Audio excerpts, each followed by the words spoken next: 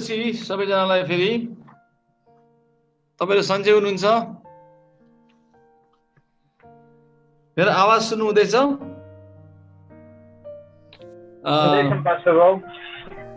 धन्यवाद। हाम्रो पौल तामाङज्यूले मलाई एन्डी थुलुङ भनेर बोलाउनु भयो। अनि चाहे तपाईँ थुलुङ हुनुहोस्, चाहे लिम्बू हुनुहोस्, चाहे कार्की हुनुहोस्, जे पनि हुनुहोस्, स्वर्गमा तपाईलाई एन्डी थुलुङ या एन्डी लिम्बू भनेर स्वागत गरिँदैन। स्वर्गमा तपाईलाई परमेश्वरको छोराछोरी भनेर स्वागत गरिन्छ। आमेन। आजभन्दा केही वर्ष पहिला म एउटा कोरियन मण्डलीमा मलाई बोलाएको थियो। कोरियन मण्डलीले मैले वचन दिएको थिएँ। अनि मैले अचानक भने कोरियनहरू चाहिँ स्वर्ग जाँदैन भन्दाखेरि उनीहरू छक्कै पर्यो, एकछिन साइलेन्स भयो त्यहाँ। अनि मैले भने कोरियनहरू जाँदैन, परमेश्वरको नानीहरू मात्रै जान्छ। तपाईहरु कोरियन भएर स्वर्ग जाने भने तपाईलाई कसैले चिन्दैन। तपाईहरु नेपाली भएर जाने भने कसैले चिन्दैन। तर यदि तपाईले परमेश्वरलाई म येशूको रगतमा धोएर आएको परमेश्वरको नानी भन्यो भने तपाईलाई परमेश्वरले स्वागत गर्नुहुन्छ। आमेन। अनि परमेश्वरले हामीलाई अब नेपालीहरूलाई नेपालमा जन्माउनु भएको छ, नेपाली पत्नीहरू भएको छ। कोरियनहरूलाई कोरियन भाषाहरू कोरियनबाट उनीहरूले प्रभुको सेवा गर्छ। सबै कुरोमा प्रभुको सुन्दरता छ। अनि तर पनि हामी चाहिँ आफ्नो पहिचान चाहिँ हाम्रो असल पहिचान चाहिँ क्रिस्टबाट मात्रै हुन्छ प्रियहरू। अनि म आज तपाईलाई फेरि हामी अगाडि जानेछौँ क्रिस्टको यात्रामा। मैले अघि पनि भने कि यदि हामीले यशायाको 56:7 पढ्यो भने के भन्छ परमेश्वरले कि मेरो घर चाहिँ प्रार्थनाको घर हुनुपर्नेछ। आमेन। भने त्यो घर चाहिँ कहाँ हो? त्यो घर भनेको तपाईँको CCC नेपाली मिनिस्ट्री मात्रै होइन। त्यो घर चाहिँ मण्डली, फिजिकल मण्डली पनि होइन मात्रै होइन, तर त्यो घर प्रार्थनाको घर चाहिँ तपाईँको आफ्नै जीवन हो प्रियहरू। आमेन। परमेश्वरले भन्नुहुन्छ मेरो घर चाहिँ प्रार्थनाको घर हुनु पर्यो। भने तपाईँको घर जहाँ परमेश्वर बास गर्नुहुन्छ उहाँ चाहिँ प्रार्थनाको घर हुनुपर्छ। त्यो घर चाहिँ प्रार्थना घर हुनुपर्छ भने परमेश्वर भन्नुहुन्छ। हेर्नुहोस्, प्रार्थनाले मात्रै तपाईँको जीवनमा ठुलो ठुलो कामहरू सुरु हुन्छ। हो, हामीले यहाँ प्र्याक्टिकल टिचिङ भनेको छौँ, त्यो पनि हामी कुरा गर्नेछौँ। तर प्रार्थनाले के हुन्छ? कुरा जितिन्छ। अब तपाईँलाई एउटा उदाहरण दिन्छु। अहिले हालैमा भएको एउटा उदाहरण। म अहिले मेरो मण्डलीको त होइन, तर मैले चिनेको एकजना भाइ, त्यो भाइले एउटा बिजनेस सुरु गर्नुभयो यहाँ अस्ट्रेलियामा होइन। बिजनेस सुरु गरेपछि बिजनेसमा तपाईँलाई थाहा छ थुप्रै लगानी हुन्छ अनि खटाइ पनि थुप्रै हुन्छ सुरुमा बिजनेस सुरु गर्नुभन्दा पहिला। अनि अहिले भर्खर सायद 11 महिना मात्रै भएको छ त्यो भाइले गरेको बिजनेस। एउटा उसले रेस्टुरेन्ट जस्तो खोलेको छ होइन। अनि बिचारा एकदम खट्छ। तर अहिले के सुन्नुमा आइरहेछ भने त्यो भाइ र उसको बुढीमा एकदम खटपट भइरहेछ र उनीहरू अब डिभोर्स गर्ने कुरा भइरहेछ। अनि मलाई चाहिँ कस्तो लाग्यो भने अब एक दिन त्यो भाइसँग कुरा गरेर मैले भन्नु पर्यो, भाइ तिमीलाई के चाहिन्छ? तिमीलाई यो बिजनेस चाहिन्छ कि तिम्रो श्रीमती चाहिन्छ? तिमीलाई तिम्रो बिजनेस चाहिन्छ कि तिमीलाई तिम्रो बिहा चाहिन्छ? किनकि त्यस्तो बिजनेस लिएर के गर्ने भाइ जब तिम्रो श्रीमतीसँग डिभोर्स हुन्छ होइन। फेरि ऊ प्रार्थना गर्ने मान्छे पनि हो, तर बिजनेसले गर्दा उसले प्रार्थना गर्नु सकेको छैन यति। अनि मैले त्यो पनि भने सोचिरहेको छु भाइलाई, भाइ जब तिमीले प्रार्थना गर्नु सक्दैन भने फेरि बिजनेस लिएर के गर्नु यस्तो होइन। किनकि हरेक कुरा चाहिँ परमेश्वरबाट सुरु हुन्छ। अनि कहिले कहिले हामीहरू अब प्र्याक्टिकल कुरा गर्नु खोज्छौँ, तर प्र्याक्टिकल कुरामा पनि ज्ञान तपाईँले कहाँबाट पाउनुहुन्छ? कुनै पनि कुराको ज्ञान। जब याकुब किताब भन्छ, हे भाइ हो, यदि कसैलाई ज्ञानको कमी छ भने परमेश्वरलाई माग, किनकि उहाँबाट चाहिँ निस्वार्थ प्रेम आउँछ र उहाँले हामीलाई ज्ञानले भन्नुहुन्छ। र ज्ञान एकदम महत्त्वपूर्ण छ प्रियहरू। बुद्धि ज्ञान एकदम महत्त्वपूर्ण छ होइन। यिनीहरूले हामीलाई के देखाउँछ भने चाहिँ कसरी चाहिँ सही कुरा सही टाइममा सही तरिकाले गर्ने। कहिले कहिले अब तपाईँकोमा चामल छ अरे, तपाईँलाई भोक लागेको छैन, तर तपाईँले चामल पकाउनु भयो, अन्न खानुभयो, तपाईँलाई खानु मन पर्दैन। किन? तपाईँलाई भोकै लागेको छैन। र कहिले कहिले तपाईँलाई भोक लागेको छ, तपाईँले चामल पकाउनु भयो, आधा काँचै चामल खानुभयो, तपाईँ बिमार हुनुहुन्छ। अनि यसबाट के हामीले बुझ्छौँ भने हामीमा खाना त छ, तर हामीमा बुद्धि छैन, ज्ञान छैन, कसरी त्यो खानालाई खाने हो। त्यही कारण वचन त हामीले चिन्छौँ, बुझ्छौँ, तर त्यो वचनको लागि हामीले प्रार्थना गर्नुपर्छ। प्रभु यो वचन मलाई असल तरिकाले चलाउनु लागि मलाई बुद्धि दिनुहोस्, मलाई ज्ञान दिनुहोस्। कहिले हामी क्रिस्चियन विश्वासी भएर पनि हामीले मुखबाट जे आए त्यही बोल्छौँ, एकदम डरलाग्दो र गलत कुरा हो। कहिलेकाहीँ हामी जिस्किन्छौँ, जिस्केर हामी के भनी पठाउँछौँ, त्यो पनि गलत कुरा हो। किन हामी जिस्किनुपर्छ, हामी खुसी हुनुपर्छ, हामीभित्र हामीले इमोसन भावनाहरू हामीले चलाउनु पर्छ। तर त्यो भावना कसरी चलाउने भन्दा चाहिँ मैले मेरो सोच अनुसार होइन, क्रिस येशूको सोच अनुसार। क्रिस येशू पनि रिसाउनु भयो, क्रिस येशू पनि रुनु भयो, तर उहाँ बेकारमा रिसाउने, बेकारमा रुनु भएको छैन। रुनु भयो किन? जब मार्था मरियम रुँदै थियो त्यति बेला उहाँ पनि दुःखी भएर रुनु भयो।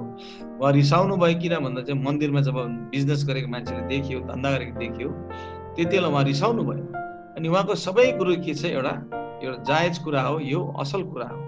तर हामी कहिले रिसाउँछौँ, त्यति बेला हामी आफ्नो छालामा रिसाउँछौँ, आफ्नो फ्लेसमा रिसाउँछौँ, आफ्नै भावनामा रिसाउँछौँ, कहिले हामी रुन्छौँ, आफ्नै भावनामा रुन्छौँ।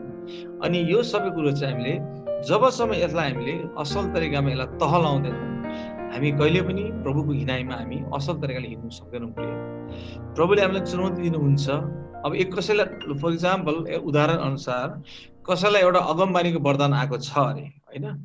तर त्यो मान्छेभित्र यति साह्रो घमण्ड छ कि उसलाई कस्तो लाग्छ भने मान्छेले जबसम्म मलाई आदर गर्दैन त्यति बेलासम्म अगमबानी गर्दिनँ भनेर। अनि भनेपछि उसको आफ्नै घमण्डले गर्दा उसले अगमबानीको त्यो वरदानलाई रोक्छ र पछि उसले शैतानको लागि अगमबानी गर्न थाल्छ। प्रियहरू, त्यही कारण चाहिँ हामी एकदम होसियार हुनुपर्छ कि हामीमा विनम्रता हुनुपर्छ, हामीमा परमेश्वरको त्यो अनुग्रहमा हिँड्ने बानी हुनुपर्छ, हामीले हाम्रो बोलीमा पनि एउटा अनुग्रह हुनुपर्छ।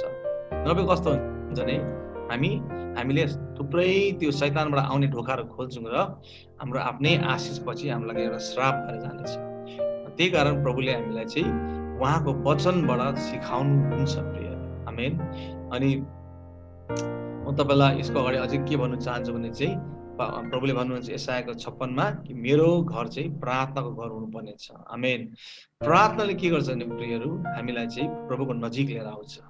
जसले प्रार्थना गर्दैन, जसले वचन पनि पढ्दैन, त्यो मान्छेलाई उसले प्रभुको आवाज सुन्नु सक्दैन, उसको प्रभुको उपस्थिति हुँदैन, किन उसकोमा प्रभुको सङ्गति छैन। अनि त्यो मात्रै होइन, हामी आज्ञा पालन पनि गर्नुपर्छ प्रियहरू, वचनको आज्ञा पालन। किन बाइबलमा भनिन्छ आज्ञा पालन गरेन भने त्यो चाहिँ के एउटा झुटा देखावट मात्रै हो। त्यही कारण प्रियहरू, जब हामीले परमेश्वरसँग सङ्गति गर्छौँ, आराधना गर्छौँ, उहाँको उपस्थितिमा आउँछौँ, के हुन्छ, हामीले उहाँको आत्माबाट आउने रहस्य कुराहरू, प्रकाशको कुराहरू हामीले पाउन थाल्छौँ र त्यहाँदेखि हामीले चाहिँ के गर्छौँ, हामी प्रभुसँग हिँड्नु थाल्छौँ। र यो कुरा एकदम महत्त्वपूर्ण छ।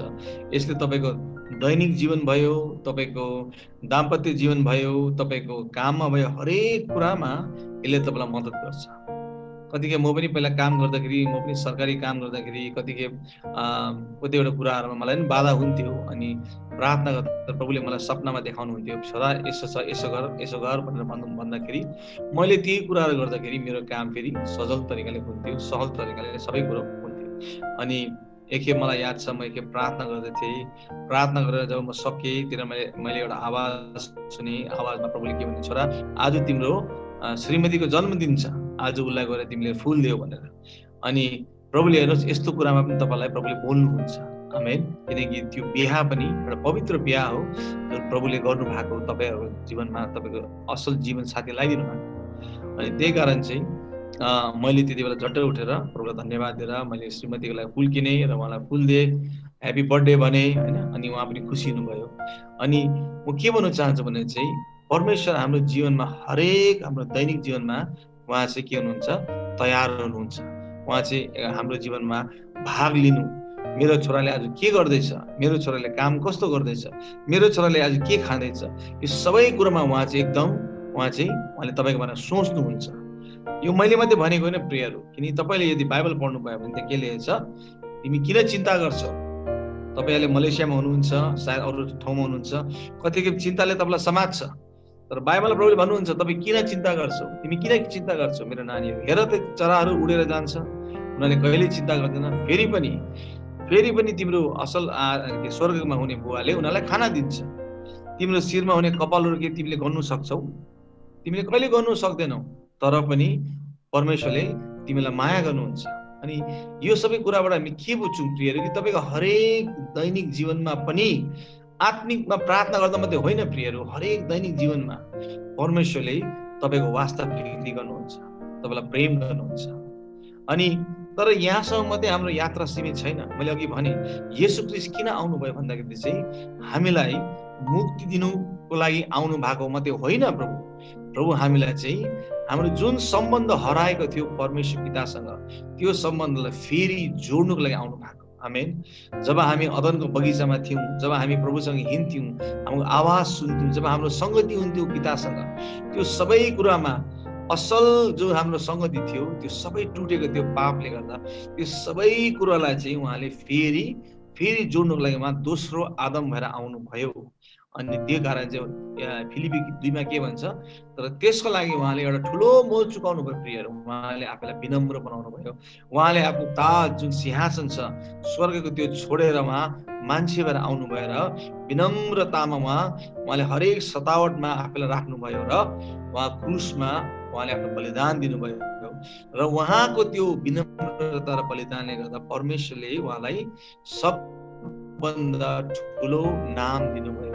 उहाँको आत्माबाट परमेश्वरको आत्माले उहाँलाई बहुरी उठाउनु भयो र उहाँलाई सबभन्दा ठुलो नाम दिनुभयो र नाम दिएर त्यो नामको अगाडि सबैले घोडा टेक्नेछ।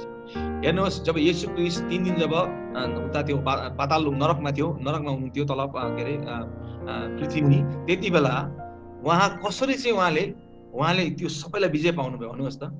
उहाँले आफ्नो सबै कुरो, आफ्नो सारा शक्ति उहाँले चाहिँ स्वर्गमा छोडेर आएको मान्छे हो।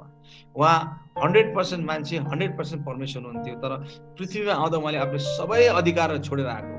जब उहाँ पक्राउ पर्नुहुन्छ गेत्सेमनीको बगैँचामा, त्यति बेला स्वर्गदूत आउँदाखेरि तपाईँको पत्रुसले तलवार निकाल्दाखेरि प्रभुले भन्नुहुन्छ, मैले चाहे भने यहाँ स्वर्गदूतको सेना खडा गर्न सक्छु, तर म गर्दिनँ भने। किन? उहाँले चाहिँ के देखाउन चाहनुहुन्छ? एउटा नयाँ मान्छे। एफिसी किताबमा के भन्छ, इङ्ग्लिसमा भन्छ वन न्यू म्यान, एउटा नयाँ मान्छे, आत्मिक मान्छे, आत्मिक ज्योतिले भरेको मान्छे। त्यो मान्छे चाहिँ ख्रीष्ट येशूमा हामी देख्छौँ र त्यो ज्योति चाहिँ अब हामीमा आउँदैछ जब हामी ख्रीष्ट येशूमा हिँड्छौँ प्रियहरू। अनि जब त्यो ज्योति तपाईँमा आउँछ प्रियहरू, तपाईँको जीवन आउने परिस्थितिहरूलाई तपाईँले यस्तो तरिकाले हेर्नुहुन्छ कि तपाईँले त्यसको समाधान पनि तपाईँले पाउनुहुन्छ, तपाईँले त्यसमा विजय पनि पाउनुहुन्छ। अनि त्यही कारण प्रियहरू, हाम्रो जीवनमा थुप्रै समस्याहरू हुन्छ। अनि मैले अहिले त्यो भाइको लागि प्रार्थना गर्दैछु जो बिजनेस जसले खोल्नु भयो, अनि उसको जीवन यस्तो कुराहरू आइरहेछ। अनि कहिले कहिले कस्तो हुन्छ भने परिस्थितिले हाम्रो आँखामा यस्तो पट्टी बाँधिदिन्छ, हामीले कुन कुरा सही हो कुन कुरा गलत हो त्यो हामीले बिर्सिपठाउँछौँ। अनि मैले चाहिँ त्यो भाइलाई अब अलिक झस्काउने सोचिरहेको छु। मैले भन्नु खोजिरहेको छु, भाइ तिम्रो लागि तिम्रो बिजनेस प्यारो हो कि तिम्रो श्रीमती प्यारो हो? तिमीले श्रीमती एकैमा हराएपछि तिमीले पाउँदैनौ, बिजनेस त फेरि खोल्नु सक्छौ। तिम्रो नानीहरू पनि हरायो भने तिमीले पाउँदैनौ, तर बिजनेस त तिमीले खोल्नु सक्छौ फेरि। अनि त्यसकारण तिमीले चाहिँ आफ्नो श्रीमतीलाई बचाऊ, आफ्नो बिहालाई बचाऊ, आफ्नो नानीहरूलाई बचाऊ, त्यो महत्त्वपूर्ण छ। बिजनेस त तिमीले पछि पनि गर्नु सक्छौ। त्यही कारण प्रिय, हामीलाई बुद्धिको एकदम खाँचो छ। विशेष गरी विश्वासीहरूमा बुद्धिको एकदम खाँचो चाहिँ हामीलाई चाहिन्छ। किनकि शैतानले थुप्रै चुनौती दिन्छ। तपाईँले जब अन्धकारमा हुनुहुन्थ्यो, प्रभुमा हुनुहुन्न थियो, त्यति बेला शैतान एकदम खुसी थियो। किनकि तपाईँले अब संसारिक तपाईँमा हुनुहुन्थ्यो, तपाईँले सबै कुरो गर्नुहुन्थ्यो। अनि जब तपाईँ तर प्रभुमा आउनुभयो, त्यति बेला शैतानलाई मन परेको छैन त्यो कुराहरू। र प्रभुमा आएपछि उसले कहिल्यै चाहँदैन तपाईँ चाहिँ एउटा बलियो र शक्तिशाली विश्वासी हुँ भने उसले कहिल्यै चाहँदैन। त्यही कारण चाहिँ उसले कहिले तपाईँलाई यस्तो समस्या दिन्छ, त्यस्तो समस्या दिन्छ, कहिले पैसाको तङ्गी दिन्छ, कहिले के को तङ्गी दिन्छ, ताकि तपाईँलाई त्यसमै झुलाइरहन्छ उसले। अनि तपाईँलाई प्रार्थना गर्नु मन पर्दैन, मण्डली आउनु मन पर्दैन, वचन पढ्नु मन पर्दैन। उसले जबसम्म उसले तपाईँलाई यस्तो विश्वासी बनाउँछ, ऊ चाहिँ एकदम के छ, खुसी छ। तर हामी चाहिँ यो कुरा तोड्नु पर्ने छ प्रिय, किनकि यही कुरा देखाउनु प्रभु येशू आउनुभयो। प्रभु येशू ख्रीष्ट आएपछि एउटा नयाँ सेवकाई सुरु भएको छ। त्यो सेवकाई चाहिँ बाइबलमा हामीले पुरानो करारमा कहीँ पनि पाउँदैनौँ। त्यो सेवकाई हो भूतात्मा खेदाउने सेवकाई। बाइबलमा राजा दाउद बाहेक अरू कहीँ पनि हामीले त्यो सेवकाई हामीले पाउँदैनौँ। तर राजा दाउदले पनि गीत गाएर चाहिँ राजा साउलको भूतात्मा भाग्थ्यो त्यति मात्रै। तर प्रभु येशू ख्रीष्टले चाहिँ उहाँले भूतात्मालाई सिधै ठाडै खेद्नु भएको छ र यो नयाँ तरिकाको एउटा सेवकाई, चङ्गाईको सेवकाई चाहिँ सुरु भएको छ। अनि त्यही कारण चाहिँ जब हामी परमेश्वरमा शक्तिशाली रूपमा हिँड्छौँ प्रियहरू, जति पनि यो दुष्ट आत्माले जति पनि यो बन्धन गरेछ हाम्रो जीवनमा, कहिले कसैलाई फाइनेन्सको बन्धन हुन्छ, पैसाको बन्धन, कहिले पैसाले पुग्दैन उसलाई, जहिले पनि कहिले के हुन्छ कहिले के हुन्छ, कसैलाई फेरि परिवारको समस्या हुन्छ, कहिले त्यो बिमारीले छोड्दैन, कहिले फेरि कसैलाई फेरि रिलेसनसिपको समस्या हुन्छ होइन, जहिले पनि बुढीसँग या बुढासँग झगडा परिरहेको हुन्छ, कहिले आमा र बाउसँग झगडा परिरहेको हुन्छ, कहिले काममा बिजनेस कहिले गरे कहिले राम्रो हुँदैन। यो सबै कुरो चाहिँ भूतात्माबाट पनि आएको हो। तर भूतात्मा सँगसँगै हामीले फेरि परमेश्वरको लागि परमेश्वरको बुद्धिको पनि प्रार्थना गर्नुपर्छ, प्रभु मलाई बुद्धि दिनुहोस्, किनकि तपाईँहरूको जीवनमा प्रभुले तपाईँलाई एउटा असल बुलावटबाट पठाउनु भएको छ, अनि त्यो बुलावटमा उहाँले तपाईँलाई एउटा असल एउटा वरदान पनि दिनुभएको छ। र कहिले कहिले बुद्धिको कमी हुँदाखेरि हामीले हाम्रो जुन वरदान छ त्यो वरदान चलाउँदैनौँ, हामीले के गर्छौँ, हामीले उल्टा वरदान चलाउँछौँ, त्यही कारण पनि हामीले कतिखेर दुःख पाउँछौँ। अनि म आज अलिक अगाडि बढ्ने चाहिँ यसमा पौलले यही कुरा भन्छ कि प्रभु येशूले चाहिँ हामीलाई चाहिँ उहाँले एउटा नयाँ मान्छे बनाउन चाहनुहुन्छ। अनि प्रभु येशूले एउटा कुरो के देखाउनु भएको छ भने चाहिँ उहाँ स्वर्गबाट आउनुभयो र उहाँले चाहिँ एउटा आत्मीय एउटा भित्र एउटा आत्मिकी यात्रा र उहाँले एउटा इन्टिमेसी एउटा प्रेमिलो सम्बन्ध बुवासँग उहाँले जोड्नु भएको छ, र त्यो प्रेमिलो सम्बन्धमा आएर चाहिँ उहाँले एउटा अधिकार पाउनुभयो, र त्यो अधिकारबाट चाहिँ उहाँले भूतात्मालाई खेदाउनु भयो, त्यो अधिकारबाट उहाँले चाहिँ सबै कुरोमा विजय पाउनु भएको छ, आफ्नो डरमाथि पनि आफ्नो चिन्तामाथि उहाँले विजय पाउनु भएको छ। त्यो सबै चाहिँ अधिकारबाट हो। त्यो अधिकार कसरी तपाईँले पाउनुहुन्छ, जब तपाईँको सम्बन्ध आफ्नो बुवासँग स्वर्गमा बुवासँग असल तरिकाले हुन्छ। आमेन। अनि त्यही कुरा चाहिँ हामीले पाउँछौँ यहाँ प्रभु येशूको जीवनबाट हामीले त्यही हेर्छौँ। प्रभु येशू क्रिस्ट चाहिँ बाइबलमा भन्छ उहाँ चाहिँ मृत्युबाट जित्ने चाहिँ ज्येष्ठ हुनुहुन्छ, भनेपछि मृत्युलाई जितेर चाहिँ सबभन्दा माथि गौरी उठ्ने चाहिँ उहाँ पहिलो हुनुहुन्छ, अनि उहाँलाई पछाउने चाहिँ अब हामीहरू छौँ।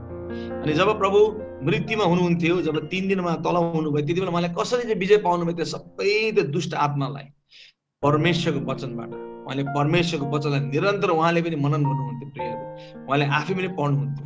त्यही कारण यदि तपाईँले परमेश्वरको वचन पढ्नुहुन्न, तपाईँले प्रार्थना गर्नुहुन्न, तपाईँले एकदम कमजोर विश्वासी हुनुहुन्छ। तपाईँले जति पनि किताब पढ्नुहोस्, स्ट्राटेजी किताब पढ्नुहोस्, कसरी बिजनेस गर्ने पढ्नुहोस्, कसरी यो गर्ने पढ्नुहोस्, तर असल शक्ति कसरी आउँछ प्रियहरू, असल अभिषेक, असल हिनाइ, असल ज्ञान कसरी आउँछ, परमेश्वरको उपस्थितिबाट आउँछ। अनि त्यो उपस्थिति चाहिँ हामीले खोज्नुपर्छ र तृष्णा गर्नुपर्छ। यदि येशू क्रिस्टले परमेश्वर पितासँग यति सारा समय बिताउनु भयो भने तपाईँलाई कस्तो लाग्छ कि हामीले बिताउनु पर्दैन?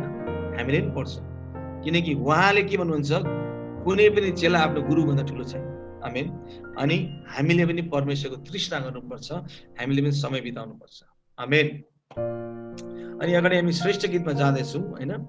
यहाँ परमेश्वरले आफ्नो जति पनि अधिकार छ उहाँले भन्नुभएको छ, त्यो सबै तिमीहरूको, पिताले सबै कुरो छोरालाई दिनु भएको छ, परमेश्वर पिताले येशू क्रिस्टलाई सबै कुरो दिनु भएको छ। अब येशू क्रिस्टले त्यो सबै कुरा चाहिँ हामीसँग बाँड्नु चाहनुहुन्छ, अनि त्यही कारण येशू क्रिस्ट आउनु भएको हो। जुन हाम्रो सम्बन्ध थियो, जसरी अब मेरो घरमा मेरो जुन कुरा मेरो बाउको छ सबै मेरो पनि हो, त्यसरी चाहिँ हामीले हेर्छौँ। अनि जब तपाईँ आफ्नो घर जानुहुन्छ, नेपालतिर जानुहुन्छ, घरमा तपाईँले के कुरा बनाउनुहुन्छ, ठिक पार्नु, छप्पर चुहेको छ बनाउनुहुन्छ, तपाईँले बारीहरू बनाउनुहुन्छ, तपाईँले आफ्नो बाउको पर्मिसन माग्नु पर्दैन, किनकि त्यो बाउको कुराहरू मेरो हो, मेरो बुवाको कुरा मेरो हो। त्यही अधिकार चाहिँ कसरी लिने त? किनकि त्यो लियो भने मात्रै हामी जित्नु सक्छौँ, यो संसारलाई जित्नु सक्छौँ। त्यो लियो भने मात्रै हामी भित्र एउटा विश्वास आउँछ, अनि हामीले परमेश्वरलाई हिँड्नु सक्छौँ। बाइबलले के कुरा भन्छ भने एउटा कुरा, परमेश्वर भलो हुनुहुन्छ, परमेश्वर भलो हुनुहुन्छ। त्यो कुरा चाहिँ हाम्रो जीवनमा सबै कुरो राम्रो हुँदा मात्रै हामीले भन्छौँ परमेश्वर भलो हुनुहुन्छ। तर कहिले भोलिपल्ट के नराम्रो भयो भने फेरि प्रभु तपाईँ कहाँ हुनुहुन्छ, प्रभु तपाईँले मेरो प्रार्थना किन सुन्नु भएको छैन प्रभु भनेर हामी कतिकै गुहार पनि माग्छौँ, डाउट गर्छौँ। तर बाइबलले के भन्छ भने परमेश्वर चाहिँ भलो हुनुहुन्छ। अनि त्यो कुरा चाहिँ हामीले जब आफ्नो भित्र आत्मा, प्राण र शरीरमा राख्छौँ, के हुन्छ, एक दिन विश्वासबाट त्यो कुरा हामीले बुझ्छौँ र हामीले के गर्छौँ, त्यसमा विजय पाउँछौँ। अनि मैले जुन कुरा तपाईँलाई भने, त्यो केटालाई अब मैले भन्छु, हेर भाइ, तिमीले आफ्नो बरु बिजनेसलाई तिमी त्यो गरिदेऊ, तर तिम्रो बिहालाई बचाऊ। तिमीले जुन बिहा गरेछौ तिम्रो श्रीमतीसँग, अब उसले तिमीलाई डिभोर्स दिने कुरा गर्दैछ, त्यसलाई बचाऊ भनेर तपाईँलाई कस्तो लाग्छ? यो कुरो सही हो कि गलत हो? उसले बिजनेस गर्नुपर्छ कि उसले बिहालाई बचाउनु पर्छ? कोले भन्नुहुन्छ कि बिहालाई बचाउनु पर्छ भने तपाईँले हात यस्तो थम्स अप गरिदिनुहोस्।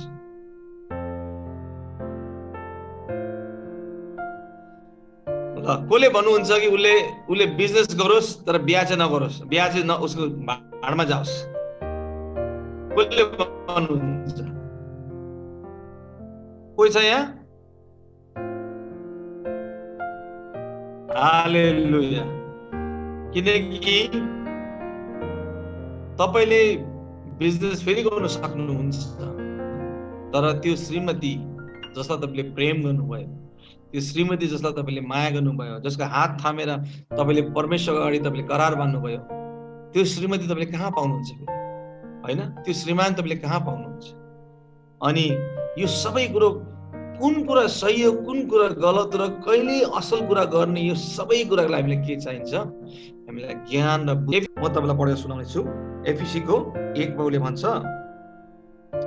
तपाई सुन्नुहोस्, यहाँ 1 को 16 देखि 19 मा भनेको छ, मेरो प्रार्थनामा तिमीहरूलाई सम्झना गर्दै तिमीहरूका निम्ति धन्यवाद दिन म थामिन। म प्रार्थना गरिरहन्छु कि हाम्रा प्रभु येशू ख्रीष्टका परमेश्वर महिमाको पिताले तिमीहरूलाई उहाँको विषयमा ज्ञानमा बुद्धि र प्रकाशको आत्मा दिउन्। चंगाई पाओस्, त्यो होइन। उसले के भन्छ?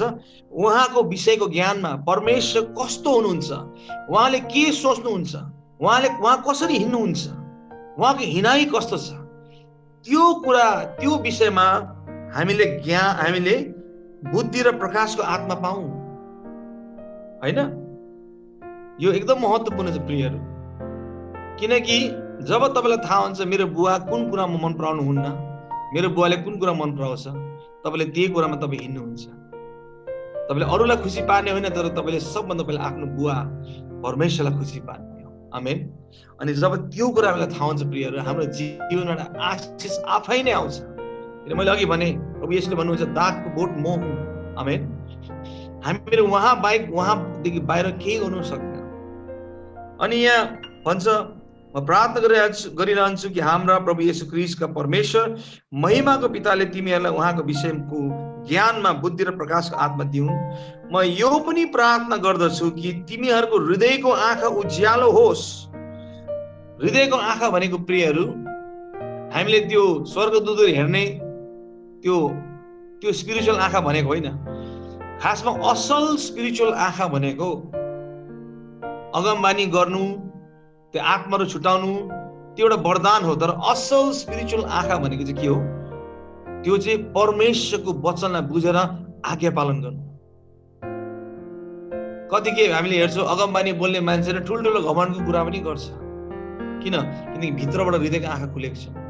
जब तपाईँले अगमबानी गर्नुहुन्छ, प्रभुको अनुग्रहबाट तपाईँले आशिष पाएर अगमबानी गर्नु भएको छ। यसमा तपाईँले कुनै पनि ठुलो काम गर्नु भएको छैन। मैले कुनै पनि ठुलो काम गरेको छु, किन हामीहरू एउटा भाँडा मात्रै हो प्रिय। आमेन। हामीहरू त्यो गधा हौँ। जब येशू त्यो गधामा चढेर जानुभयो, सबैले त्यो गधाको स्वागत गरेको छ। अनि त्यही कारण चाहिँ प्रभुको अनुग्रहमा प्रभुले तपाईँलाई राति सपना देखाउनुहुन्छ, दर्शन दिनुहुन्छ, तपाईँलाई अगमबानी दिनुहुन्छ, तपाईँलाई के अरे अन्य भाषाको वरदान दिनुहुन्छ, तपाईँलाई अरू ज्ञानको दिनु, सबै प्रभुको अनुग्रह भएको प्रिय। हामीले कुनै पनि यस्तो काम गरेको छैनौँ।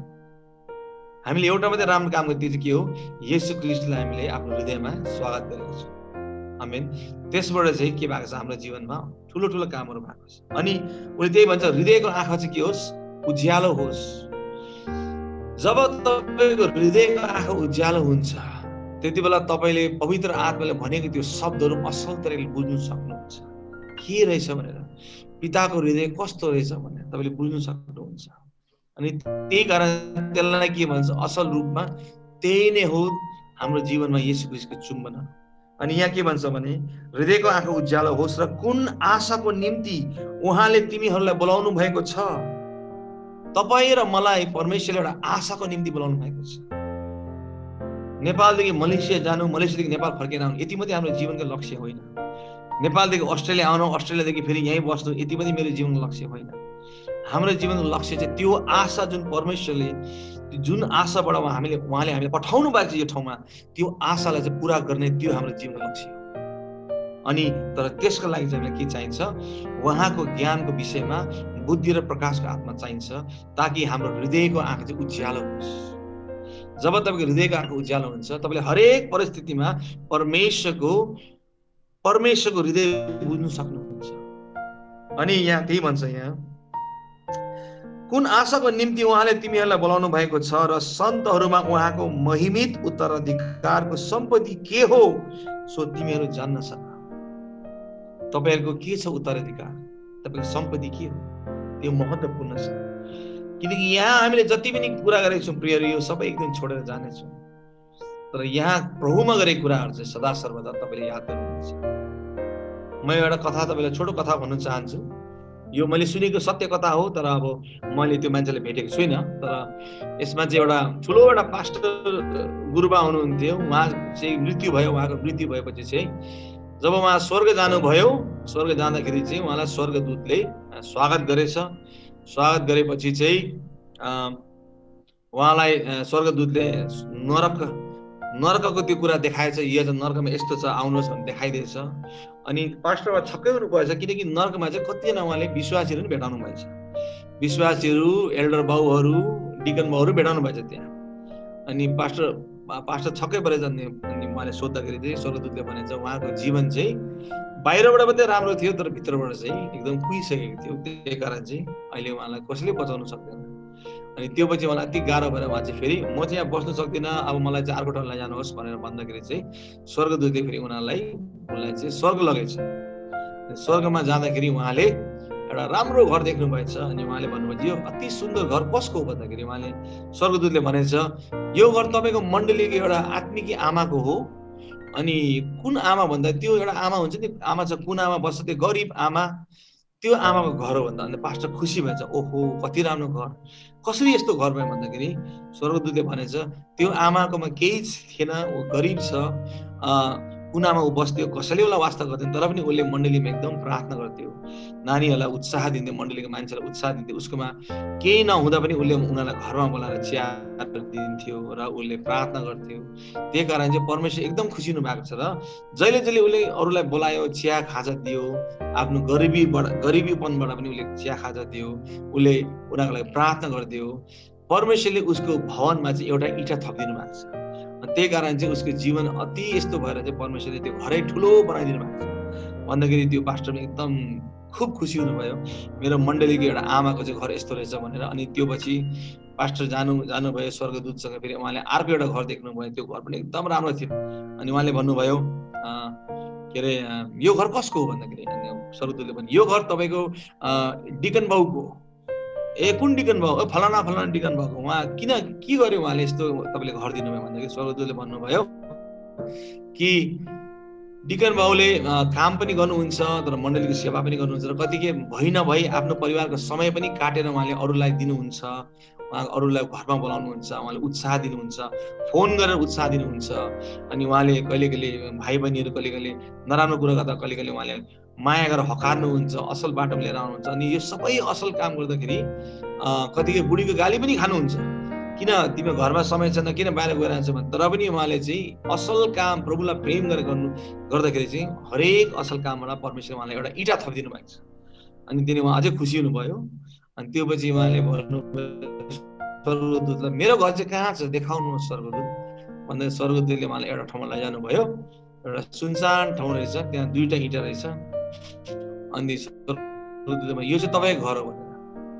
अनि पास्टरलाई त छक्कै परेछ पास्टर बाबु। अनि पास्टर बाबुले भनेछ यो दुईटा इँटा यो त राम्रो होइन भनेर मलाई अलिक झनक्क रिस पनि उठेछ। अनि डिकन बाबुको घर चाहिँ यस्तो राम्रो, त्यो हाम्रो त्यो आन्टीको घर चाहिँ यस्तो राम्रो, यहाँ मेरो घर चाहिँ किन दुईटा मात्रै इँटा भएको भएन नि भन्दाखेरि स्वर्गदूतले भनेछ तपाईँले त खासमा के गर्नै भएको छैन प्रभुको लागि भनेछ। अनि पास्टर बाबुलाई त अझै छक्कै पर्नुहुन्छ। पास्टर बाबुले भन्नुहुन्छ मैले किन गरेको छुइनँ, मैले अब यत्रो ठुलो बाइबल कलेज खोलिदिएको छु, मैले यस्तो मिनिस्ट्री के अरे तपाईँको गरिब दुखीमा गर्ने कामहरू मैले गरेको छु, चिल्ड्रेन मिनिस्ट्री खोलिदिएको छु, अर्फन मिनिस्ट्री खोलिदिएको छु। अनि स्वर्गदूतले भनेछ त्यो खासमा तपाईँले जति पनि गर्नुभयो त्यो सबै तपाईँले आफ्नै नामको लागि मात्रै गर्नुभएको छ, प्रभुको महिमालाई एउटा पनि कुरो गर्नुभएको छैन। तपाईँले खासमा गर्नुभएको असल दुईटा कुरो चाहिँ कहिले भएको थियो भने जब तपाईँले पहिलो खेप तपाईँ क्रिस्चियन हुनुभयो, तपाईँले प्रभुलाई ग्रहण गर्नुभयो, तपाईँ यति साह्रो प्रभुको प्रेममा तपाईँ हुनुहुन्थ्यो कि तपाईँ बाटोमा जाँदाखेरि एउटा मान्छे जाडोमा कामिरहेको थियो, तपाईँले आफ्नो कोट उतारेर त्यसलाई दिनुभयो। त्यो तपाईँले असल काम गर्नुभएको छ। त्यसको लागि एउटा इँटा यहाँ थपिदिएको छ। त्यो पछि तपाईँ बाइबलको जानुभयो, तपाईँले बाइबल पढ्नुभयो, अब तपाईँ प्रभुमा अगाडि बढ्नु हुँदै थियो। त्यहाँदेखि अचानक एक दिन तपाईँकोमा तपाईँलाई भोक लागेर तपाईँले खाना खाँदाखेरि एउटा गरिब नानीले खाना माग्दा तपाईँले आफ्नो खाना उसलाई दिनुभयो र त्यो चाहिँ त्यसको लागि अर्को इँटा थपेको छ। तर त्यो बाहेक चाहिँ अरू तपाईँले के पनि यस्तो गर्नुभएको छैन जसमा साँच्चैमा प्रभुको सेवा भएको छ। हृदयबाट प्रभुको लागि सबै कुरो तपाईँले आफ्नो इज्जत, आफ्नो मान सम्मान मेरै लागि, मेरै म त्यसको लागि गर्नुभएको छ। त्यही कारण चाहिँ इँटा एउटा पनि आएको छैन भनेर भन्दाखेरि पास्टर बा एकदम झसङ्गै सफरबाट खस्नु भयो जस्तो बनाउनु भयो। उहाँले भने मलाई एक मौका अझै दिनुहोस् प्रभु, मलाई एक मौका अझै दिनुहोस्। म यस्तो जीवन बिताउन चाहदिनँ। म यसरी किन बिताउने जीवन, म आफ्नो लागि किन जिउने, म त तपाईँको लागि जिउनु पर्ने, मलाई क्षमा गरिदिनुहोस् भनेर मलाई प्रभु चाहिँ एकदम गुहार माग्नु भएर प्रभुले मलाई फेरि एक मौका दिनुभएछ। अनि पास्टर बाबुलाई फेरि एउटा नयाँ जीवन पाएपछि उहाँले आफ्नो जति घर थियो सबै बेच्नु भएछ, गाडीहरू सबै बेचेर सिम्पल तरिकाले उहाँले आएर फेरि जीवन बिताएर प्रभुको ठुलो ठुलो सुसमाचारमा उहाँले भाग लिनु भएको रहेछ। त्यसरी उहाँले चाहिँ एउटा जीवन गवाइदिनु भएको थियो। साँच्चीमा प्रियहरू, हामी किन आएको छ यो पृथ्वीमा, कुन उद्देश्यले आएको, हामीले के फेरि हेर्नुपर्नेछ। अनि म तपाईँलाई एउटा सानो एउटा के अरे एउटा एक्सपेरिमेन्ट, एउटा के भन्छ वर्कसप गर्नु चाहन्छु अनलाइन। अनि हामी सबै यहाँ छौँ। म तपाईँलाई 2 मिनटको समय दिन चाहन्छु, 3 मिनटको समय। 3 मिनटमा तपाईँले आँखा चिम गरेर परमेश्वरलाई सोध्नुहोस्, प्रभु म यहाँ आजको यो जुम फेलोसिपमा किन आएको छु भनेर तपाईँ के चाहनुहुन्छ। तपाईँ आँखा चिम गरेर, अरू कसैलाई नभन्नुहोस्, आँखा चिम गरेर प्रभुलाई सोध्नुहोस्। म तपाईँलाई 3 मिनटको समय दिन्छु। अहिले 6 बजेको छ यहाँ अस्ट्रेलियामा, सिडनीमा। म 6:03 फेरि आउँछु, फेरि तपाईँलाई सोध्छु। म अनलाइनै हुन्छु, हुन्छ ल? हुन्छ, अब हाम्रो टाइम सुरु भयो ल। 3 मिनट प्रभुलाई सोध्नुहोस्। साथीसँग कुरा नगर्नुहोस्, प्रभुलाई सोध्नुहोस्, प्रभु म यहाँ किन छु आज भनेर।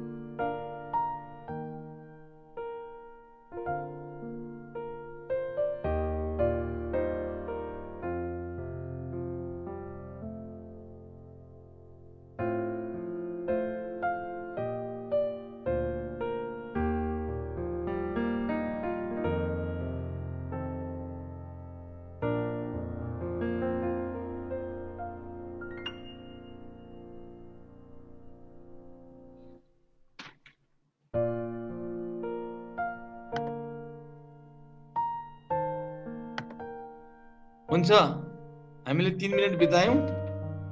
अब तपाईले प्रभुलाई सोध्नुभयो, प्रभुले के न के तपाईलाई जवाब दिनुभयो होला, होइन?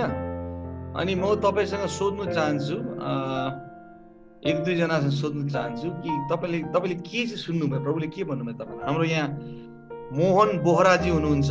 मोहन बोहराजी, तपाईले भन्न सक्नुहुन्छ कि तपाईले आज 2-3 मिनेट प्रभुसँग सोद्धाखेरि प्रभु म यहाँ किन छु भन्दा प्रभुले के जवाब दिनुहुन्छ? कहाँ जानु मोहन बोहराजी? हजुर, जय मसीह। पास्टर बुवा लगायत राजदीदी, म चाहिँ के जवाब दिन चाहन्छु भनेपछि आज यहाँ सङ्गतिमा जसरी मैले पाएको जवाब चाहिँ परमेश्वरको वचन सुन्न, त्यहाँबाट यो वचनबाट आफ्नो हृदयहरू परिवर्तन गर्न।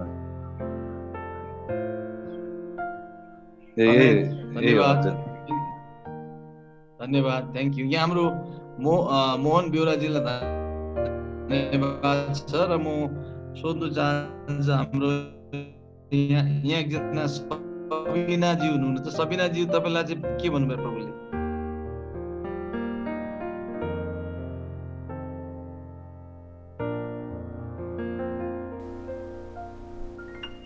सबिना बहिनी,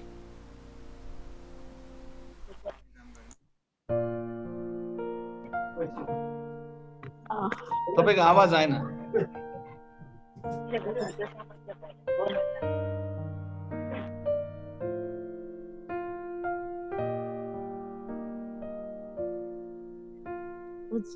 हुन्छ सबिना बहिनीको हामीले आवाज सुनेन। म यहाँ हाम्रो कमल कृष्णजी हुनुहुन्छ। कमल कृष्णजी, तपाईँलाई प्रभुले के भन्नुभयो?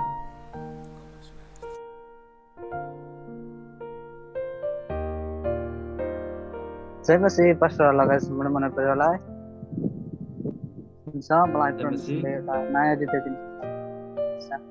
अब आउँदो जीवनमा असल परमेश्वरको छोरा भएर जिउन र परमेश्वरको असल वचनमा हिँड्नको लागि परमेश्वरले सिक्ने हृदयहरू दिनुभएको छ। धन्यवाद, धन्यवाद, थ्याङ्क यू।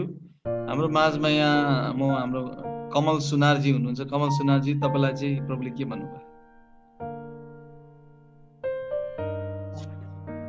धन्यवाद सबैजनालाई। जय मसीह।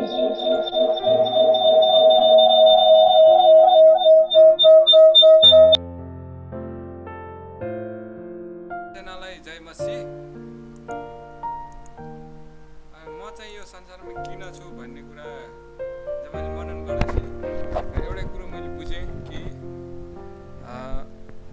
परमेश्वरले मलाई जुन उद्देश्यले बनाउनु भयो त्यो उद्देश्य पुरा गर्नको निम्ति म यो संसारमा छु। जुन उद्देश्य चाहिँ सधैँभरि उहाँको आराधना गर्ने, प्रशंसा गर्ने हो।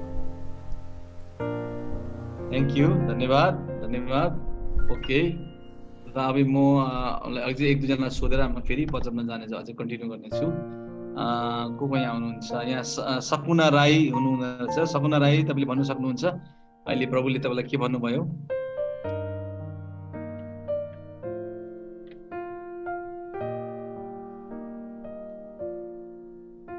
सकुना राई,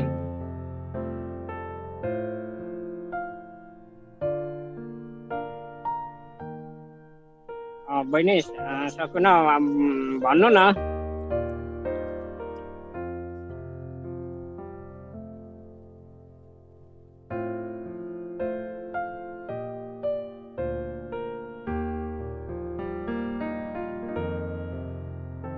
हुन्छ, हामीहरू जानेछौँ। हाम्रो को छ यहाँ? सानुमाया तामाङ हुनुहुन्छ। सानुमाया तामाङ, तपाईँ भनिदिनुहोस् प्रभुले तपाईँलाई के भन्नुभयो?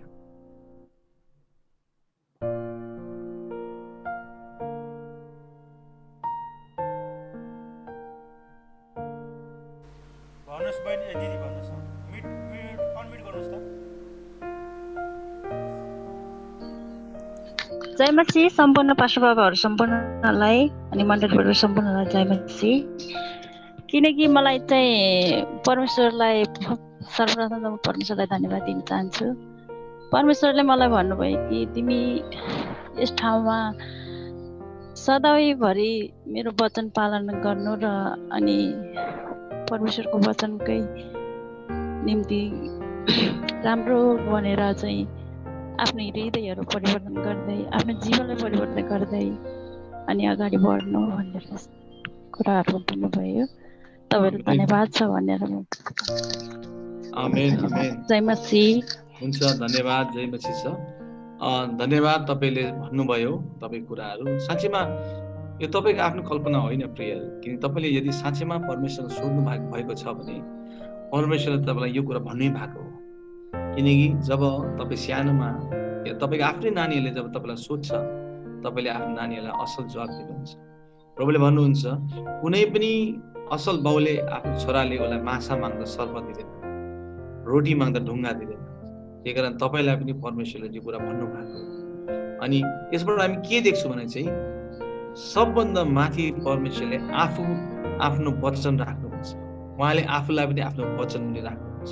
आमेन। त्यही कारण यदि जीवनमा वचन छैन भने के हुन्छ, तपाईँले जति वर्शिप गर्नुहोस्, जति गाउनुहोस्, जति नाच्नुहोस्, जति गीत कविता लेख्नुहोस्, तर यदि त्यो वचन देहधारी भएर जीवनमा आएको छैन भने के हुन्छ, कहिले पनि हामीले प्रभुसँग हाम्रो हिँडाइ असल हुन सक्दैन। आमेन। यूहन्ना 1 के भन्छ भने आदिमा वचन थियो, वचन परमेश्वरसँग थियो र वचन आफै परमेश्वर हुनुहुन्थ्यो। तर त्यतिमा सीमित भएको छैन, वचन चाहिँ देहधारी भएर आएको छ। आज त्यही वचन एउटा मिठो येशू ख्रीष्टको चुम्बन भएर तपाईँको आत्मामा प्रभुले एउटा चुम्बन दिनु भएको छ। त्यो वचन चाहिँ अब देहधारी भएर तपाईँको जीवनमा अब आउनै पर्छ। अरूले हेर्नै पर्छ कि तपाईँ विश्वासी हुनुहुन्छ। त्यो हो देहधारी भनेको। र जब तपाईँले असल रूपले बुझ्नुहुन्छ कि तपाईँ को हुनुहुन्छ कृष्ण भनेपछि त्यहाँदेखि तपाईँको साँच्चीमा तपाईँको हृदयको आँखा चाहिँ के भएको छ, ज्योतिले भरेको छ। त्यो भूतात्मा हेर्नु, स्वर्गदूत हेर्नु भनेको हृदयको आँखा खोलेको होइन। त्यो त एउटा के हो, वरदान जस्तो हो। तर वरदान पनि चाहिन्छ हामीलाई, तर वरदानलाई असल तरिकाले कसरी चलाउने त्यो पनि हामीलाई एकदम चाहिन्छ। त्यो झन् महत्त्वपूर्ण छ। तपाईँले गाडी किन्नुहुन्छ, गाडी कुदाउनुहुन्छ, तर यदि तपाईँले अब कसै साथीलाई जसले मात्र गाडी कुदाउँछ भने के हुन्छ, एक दिन त्यसले गाडी ठोकाइदिन्छ। गाडी त छ तर चलाउने मान्छेलाई गाडी चलाउन आउँदैन। वरदान त छ तर कसरी चलाउने हो, त्यसको लागि हामीलाई ज्ञान बुद्धि चाहिन्छ। ज्ञान बुद्धि कसरी आउँछ भने चाहिँ परमेश्वरको वचनबाट आउँछ। अनि आज जुन तपाईँले एउटा यो रिभाइभल, स्पिरिचुअल रिभाइभल र तपाईँले यसलाई फाइनेन्स रिभाइभल या अरू प्र्याक्टिकल रिभाइभल के भन्नुहुन्छ, तर प्र्याक्टिकलमा चाहिँ के गर्ने, प्र्याक्टिकलमा सबभन्दा पहिला हामीले आफैलाई अनुशासित गर्नुपर्ने हुन्छ। अनुशासन एकदम महत्त्वपूर्ण छ। जसरी एउटा सेनामा एउटा सिपाहीले आफैलाई अनुशासन गर्छ, पहिलो टिमोथीमा, दोस्रो टिमोथीमा पौलले के भनेको छ, तिमीहरू एउटा सिपाही जस्तो हो, तिमीहरू एउटा किसान जस्तो हो, तिमीहरू एउटा एथलिट, एउटा धावक जस्तै हो, जसले आफ्नो शरीरलाई के गर्छ, बलियो बनाउँछ। उसले आफ्नो शरीरलाई अनुशासित गर्छ। यो सबै कुरो चाहिन्छ प्रियहरू हाम्रो जीवनमा। यदि हामी प्र्याक्टिकल तरिकामा हामी आशिषमा अगाडि बढ्न चाहन्छौँ, यदि तपाईँले एउटा बिजनेस खोल्नु भएको छ भने बिजनेस खोलेर तपाईँ त्यसलाई अगाडि बढाउन चाहनुहुन्छ भने तपाईँले त्यो बिजनेस किताब पनि त पढ्नु पर्यो होइन, अलिकति हेर्नु पर्यो, त्यो पनि हेर्नु पर्यो। तर त्योभन्दा पहिला तपाईँले के गर्नु पर्यो, परमेश्वरलाई प्रार्थना गरेर चाहिँ आशिष माग्नु पर्यो, प्रार्थना गरेर उहाँको अगुवाई खोज्नु पर्यो। त्यहाँदेखि तपाईँले त्यो माथि चाहिँ तपाईँको जुन तपाईँको फिजिकल ज्ञान छ, तपाईँको जुन एउटा सामान्य ज्ञान कुराहरू छ, त्यसमा तपाईँले त्यसलाई चाहिँ फेरि चलाउनु पर्यो। तपाईँले बिजनेस किताब पढ्नु पर्यो। यदि तपाईँ डक्टर हुन चाहनुहुन्छ भने प्रभुले तपाईँलाई एउटा डक्टर हुने दर्शन दिनुभएको छ भने तपाईँले मेडिकल स्कुलमा जानु पर्यो। तर यो सबै एउटा हामीले ब्यालेन्समा गर्न सिक्नु पर्यो। त्यसको लागि के चाहिन्छ, ज्ञान चाहिन्छ। पुरानो कुरामा सबभन्दा एउटा मलाई मनपर्ने एउटा मान्छे छ, हाम्रो योसेफ, याकुबको छोरा योसेफ। उसकोमा ठुलो एउटा उसले अचम्मको वरदान पाएको थियो, सपनाहरूलाई उसले उल्टा गर्ने वरदान पाएको थियो। तर उसलाई परमेश्वरले यति वर्षसम्म उसलाई ट्रेनिङमा राख्नुभयो कि जब ऊ 30 काटेपछि मात्रै उसले त्यो वरदान असल तरिकाले चलाउने उसले के पायो, एउटा अभिषेक र समय पाएको छ। किन भन्दा चाहिँ तपाईँले हेर्नु भएको छ, कसै कुनै पनि आमा बाउले 3-4 वर्षको नानीलाई गाडी दिएको, गाडी कुदाउन दिएको, किन, उसले ठोकाइदिन्छ। त्यसरी नै परमेश्वरले कतिकै हामीलाई सिकाउनुहुन्छ, समस्याबाट हामी लैजानुहुन्छ, ताकि जब हामी त्यहाँबाट जान्छौँ हामीले के गर्छौँ, हामीले उहाँको वचनको महत्त्व बुझ्छु। जब मैले प्रार्थना गर्छु प्रियहरू, मेरो आफ्नो आत्मिक यात्रामा मलाई चाहिँ परमेश्वरले कसरी बोल्नुहुन्छ, आफ्नो वचनबाट बोल्नुहुन्छ। कहिले मैले परमेश्वरको आवाज सुन्छु, एकदम क्लियरली सुन्छु, कहिले परमेश्वरको त्यो वचन चाहिँ मेरो आँखाको अगाडिबाट उडेर जान्छ यसरी, अनि मलाई थाहा हुन्छ कि यो परमेश्वरको वचन, परमेश्वर मलाई यो भन्दैछ। कहिले परमेश्वर मलाई सपनामा बोल्नुहुन्छ, तर हरेक समयमा उहाँको वचनद्वारा बोल्नुहुन्छ। अनि म के भन्नु चाहन्छु भने तपाईँलाई, जब हामीले वचन पढ्छौँ, यो वचनले हामीलाई के दिन्छ, उहाँको असल रहस्य ज्ञानको कुरा सिकाउँछ। अनि बाइबल पढ्दा दुईटा शब्द छ ग्रीक भाषामा, एउटा भन्छ लोगोस भन्छ, एउटा चाहिँ रिमा भन्छ। लोगोस भनेको चाहिँ परमेश्वरको सम्पूर्ण वचन, जुन वचन पढ्दा हामीले आशिष पाउँछौँ। तर रेमा भन्ने शब्द कस्तो भने तपाईँलाई चाहिने त्यो समयमा त्यो वचन जो आएको छ तपाईँको आत्मामा, त्यसलाई रेमा भन्छ। त्यही कारण जब हामीले वचन पढ्छौँ प्रियहरू, त्यो वचन तपाईँसँग बोल्छ। कतिकै हाम्रो मण्डलीमा नयाँ भाइ बहिनीहरू आउँछ, उनीहरूलाई हामीले बाइबल पढाउँछौँ, अनि उनीहरूले कहिले आएर के भन्छ भने, पास्टर दाइ म त असल भयो, के भन्दाखेरि मेरो यस्तो जीवनमा समस्या भइरहेको थियो, मैले यसरी आँखा प्रार्थना गरेको थियो, त्यो कसैले भित्रबाट बोल्यो भन्छ। के बोल्यो भन्दाखेरि त्यो वचन जुन पढेको थियो त्यो वचन बोल्यो भन्छ।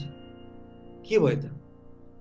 पुरानो करारको अब्राहमको परमेश्वर र अहिलेको परमेश्वर एउटै हो। परमेश्वरले हामीसँग बोल्नुहुन्छ। अनि जब हामीले वचन पढ्छौँ प्रियहरू, वचनद्वारा बोल्नुहुन्छ।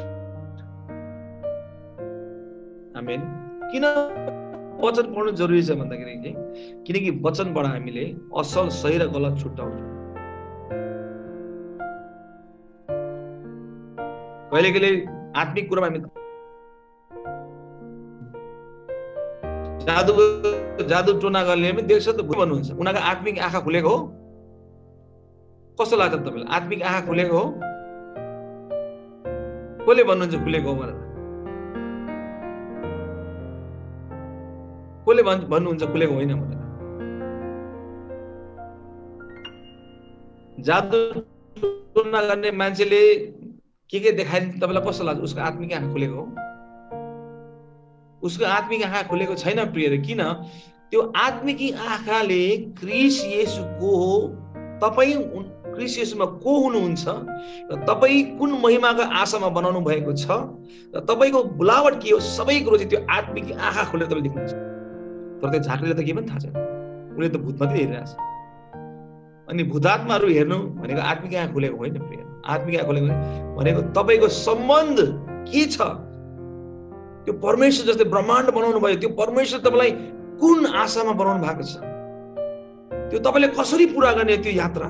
किनकि त्यो यात्रा पुरा गरेपछि तपाईँ फेरि परमेश्वरमा जाने हो नि त। फेरि तपाईँको अनन्तताको यात्रा सुरु हुन्छ परमेश्वर। अनि अहिले यो पृथ्वीमा हुँदाखेरि तपाईँले कसरी त्यो यात्रा पुरा गर्ने हो, तपाईँको आशाको कुरा कसरी पुरा गर्ने हो, कुन आशाले उहाँले तपाईँलाई बनाउनु भएको। तपाईँले एफिसी पढ्नु भने के लेख्छ, उहाँले संसारलाई बनाउनु भन्दा पहिलादेखि नै क्रिस्ट येशूमा तपाईँलाई चुन्नु भएको छ भनेपछि अहिले तपाईँ एन्डी लिम्बू हुनुहुन्छ, एन्डी तामाङ, एन्डी राई, एन्डी मगर हुनुहुन्छ अरे, तर ब्रह्माण्डको बनाउनु भन्दा पहिला क्रिस्ट येशूमा उहाँले तपाईँलाई पहिल्यैदेखि चुनिसक्नु भएको छ। अनि तपाईँको अस्तित्व त एन्डी लिम्बू भन्दा पनि ठुलो छ त। त्यो कुरा चाहिँ हामीले कसरी चिन्ने त प्रियहरू? जब हाम्रो आत्मिक आँखा खुलिन्छ भनेपछि मैले भनेको त्यो अब गुफामा बसेर ध्यान गर्नु होइन, भित्रबाट आत्मिक आँखा खुलेर तपाईँले बुझ्नुहुन्छ म चाहिँ को रहेछु भनेर। त्यो बुझेपछि जब तपाईँले जे पनि गर्नुहुन्छ तपाईँ सम्पूर्ण आत्मविश्वास गर्नुहुन्छ। किन? किनकि तपाईँको पछाडि तपाईँको बुवा तपाईँसँग हुनुहुन्छ। तपाईँलाई चिन्ता लाग्दैन, तपाईँलाई डाउट लाग्दैन, तपाईँलाई डर लाग्दैन। किन? तपाईँलाई थाहा छ कि मैले यो प्रार्थना गरेको छु, यसको जवाफ मलाई मेरो बुवाले यसरी दिनुभएको छ। मैले अघि भने तपाईँलाई होइन, प्रभुले तपाईँलाई भन्नुभयो गएर वचन सुनेर यसलाई जीवनमा पालन गर्छ। यसकारण त यहाँ आएको छ, महत्त्वपूर्ण छ। अनि त्यही कारण मैले अघि पनि बिहान भने हाम्रो मानिसको तीनटा अस्तित्व छ, अस्तित्वको तीनटा हिस्सा छ। एउटा हाम्रो आत्मा भयो, एउटा प्राण भयो, एउटा शरीर भयो। कहिले कहिले आत्मा सेलाउँदाखेरि हामी प्राणमा मात्रै खुसी हुन्छौँ, रमाउँछौँ।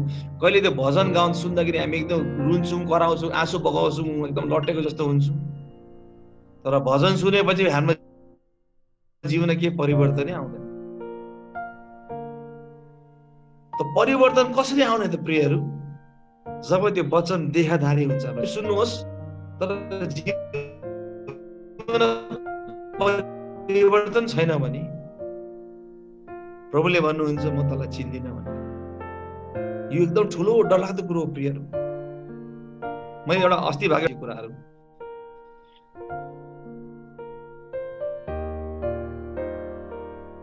मैले एउटा मान्छे चिन्छु, ऊ विश्वासी हो भनेर उसले भन्छ, तर उसको साथी पनि विश्वासी हो। अनि उसको साथीले उसलाई एकदम बोलाएको रहेछ एउटा प्रेयर मिटिङमा। त्यहाँ चाहिँ एउटा अगमवक्ता आएको रहेछ, एउटा गुरुबा आउनु भएको रहेछ। र त्यो गुरुबाले त्यो मान्छेले चिन्दैन रहेछ। मलाई थाहा छ त्यो विश्वासी कस्तो छ, उसले कस्तो खाले उसको जीवन छ। अनि प्रार्थना गर्दा चाहिँ प्रभुले के कुरो देखाउनु भएछ उसलाई। अनि पछि चाहिँ त्यो अगमवक्ता गुरुबाले चाहिँ मेरो साथीको त्यो जो साथी जस्तै बोलाएको थियो उसलाई भनेछ, यो मान्छेसँग तिमी कहिले संगति नगर्नु, यो मान्छेको मन ठिक छैन। जब उसले त्यो कुरा मलाई भन्यो, मलाई यस्तो नराम्रो पनि लाग्यो, कस्तो ठुलो एउटा धक्का पनि लाग्यो, एउटा डर पनि लाग्यो। कस्तो होला कि परमेश्वरले जब भन्छ कसैको बारेमा यो मान्छे आत्मा ठिक छ, ठिक छ, किन भन्दा परमेश्वरले पनि उसलाई यस्तो हेर्दो रहेछ। किन उसले कहिले पनि जीवनमा परिवर्तन आयो। प्रियहरू, साँच्चीमा जीवनमा असल परिवर्तन आउनु नै के हो? वचन देहधारी हो। तपाईँलाई कसै मान्छेले भने मान्छे बदलिन्छ, तर परमेश्वरले भन्दा कस्तो ठुलो डरलाग्दो कुरा लाग्यो परमेश्वरको निर्णयमा पर्नु। त्यही कारण परमेश्वरको भय नै ज्ञानको सुरुवात। मैले यसो गर्नु हुँदैन, मेरो बुवाले मलाई हेरिरहेको छ, मैले यसो गर्नु हुँदैन, मैले मेरो बुवाको मन दुखाउँछु। अनि त्यही कारण तपाईँ को हुनुहुन्छ यो तपाईँलाई कसले भन्नु सक्छ त प्रियहरू? यो तपाईँलाई भन्ने एकजना मात्रै छ। तपाईँको हिँडाइ कस्तो हुनुपर्छ, तपाईँ कुन उद्देश्यले आउनु भएको छ, यो कुरा तपाईँले एकजनाले मात्रै भन्नु सक्नुहुन्छ। त्यो चाहिँ हुनुहुन्छ प्रभु येशू।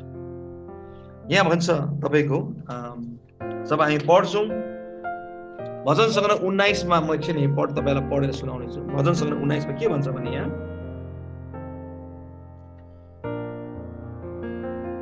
भजन सङ्ग्रह 19 को म तपाईँलाई 7 र 8 पढेर सुनाउनेछु। यहाँ के भन्छ भने, परम प्रभुको व्यवस्था सिद्ध छ, प्राणलाई पुनर्जीवित गराउने।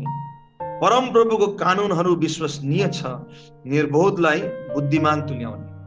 भनेपछि उहाँको व्यवस्था जुन छ त्यो सिद्ध छ। त्यो उहाँको व्यवस्थामा, उहाँको सिस्टममा कुनै पनि खोट छैन। किनकि उहाँको वचनले के गर्छ? हाम्रो प्राणलाई के गर्छ? फेरि जीवित पार्छ। जब तपाईँ तिर्खालु हुनुहुन्छ, तपाईँलाई थाहा छ मलेसियामा कति गरम हुन्छ, घाम लाग्छ, तपाईँलाई तिर्खा लाग्छ। त्यसमा तपाईँले के खानुहुन्छ? तपाईँले कोक पनि खानुहुन्न, तपाईँलाई पानी मनपर्छ। पानी खाएपछि हामी कस्तो हुन्छौँ? फेरि जीवित हुन्छौँ, हाम्रो शरीर फेरि शीतल हुन्छ। त्यसरी परमेश्वरको वचनले हामीलाई पुनर्जीवित पार्छ। परमप्रभुको कानुनहरूले भनेपछि त्यो कानुनले के गर्छ? कानुन भने के हो हेर्नुहोस्, जब तपाईँले मलेसियामा ड्राइभ गर्नुहुन्छ, अस्ट्रेलियामा ड्राइभ गर्नुहुन्छ, एउटा कानुन नियम छ, तपाईँले 60 मुनि कुदाउनु पर्छ, तपाईँले 40 मुनि कुदाउनु पर्छ। यहाँ नियम कस्तो छ भने स्कुलको नजिक तपाईँले कुदाउनु भयो भने तपाईँले 25 किलोमिटर पर आवरको स्पिड मुनि कुदाउनु पर्छ। तपाईँले त्योभन्दा बेसी कुदायो भने तपाईँलाई फाइन हानिदिन्छ। त्यो कानुन किन भएको भन्नुहोस् त? ताकि त्यो कुदाउने मान्छेले ध्यानले कुदाओस्। नानीहरूले बाटो क्रस गर्दैछ, नानीहरू स्कुलको नानीहरू कहिले कुद्छ, उनीहरू के थाहा हुँदैन। अनि कतिकै यहाँ कतिकै राम्रो ड्राइभरहरूले पनि गल्ती गरेको छ, उनीहरूले पनि नानीहरूलाई हिर्काइदिएको छ बिर्सेर। अनि कानुन भने के हो? जसले चाहिँ नियमलाई कसरी पालन गर्ने त्यो कुराको व्यवस्था दिन्छ। अनि परमेश्वरले चाहिँ हामीलाई असल कुरो सिकाउनुहुन्छ। जब तपाईँले हितोपदेश पढ्नुहुन्छ के लेखेछ?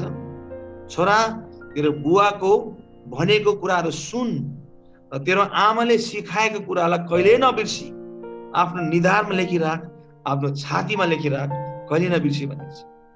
त्यही कारण जब तपाईँले हेर्नुहुन्छ, यहुदीहरूलाई हेर्नुहुन्छ, इजरायल जानुहुन्छ, उनीहरूले यहाँ कालो बाँधेर राखेको हुन्छ, त्यो चाहिँ सानो परमेश्वरको वचन हो।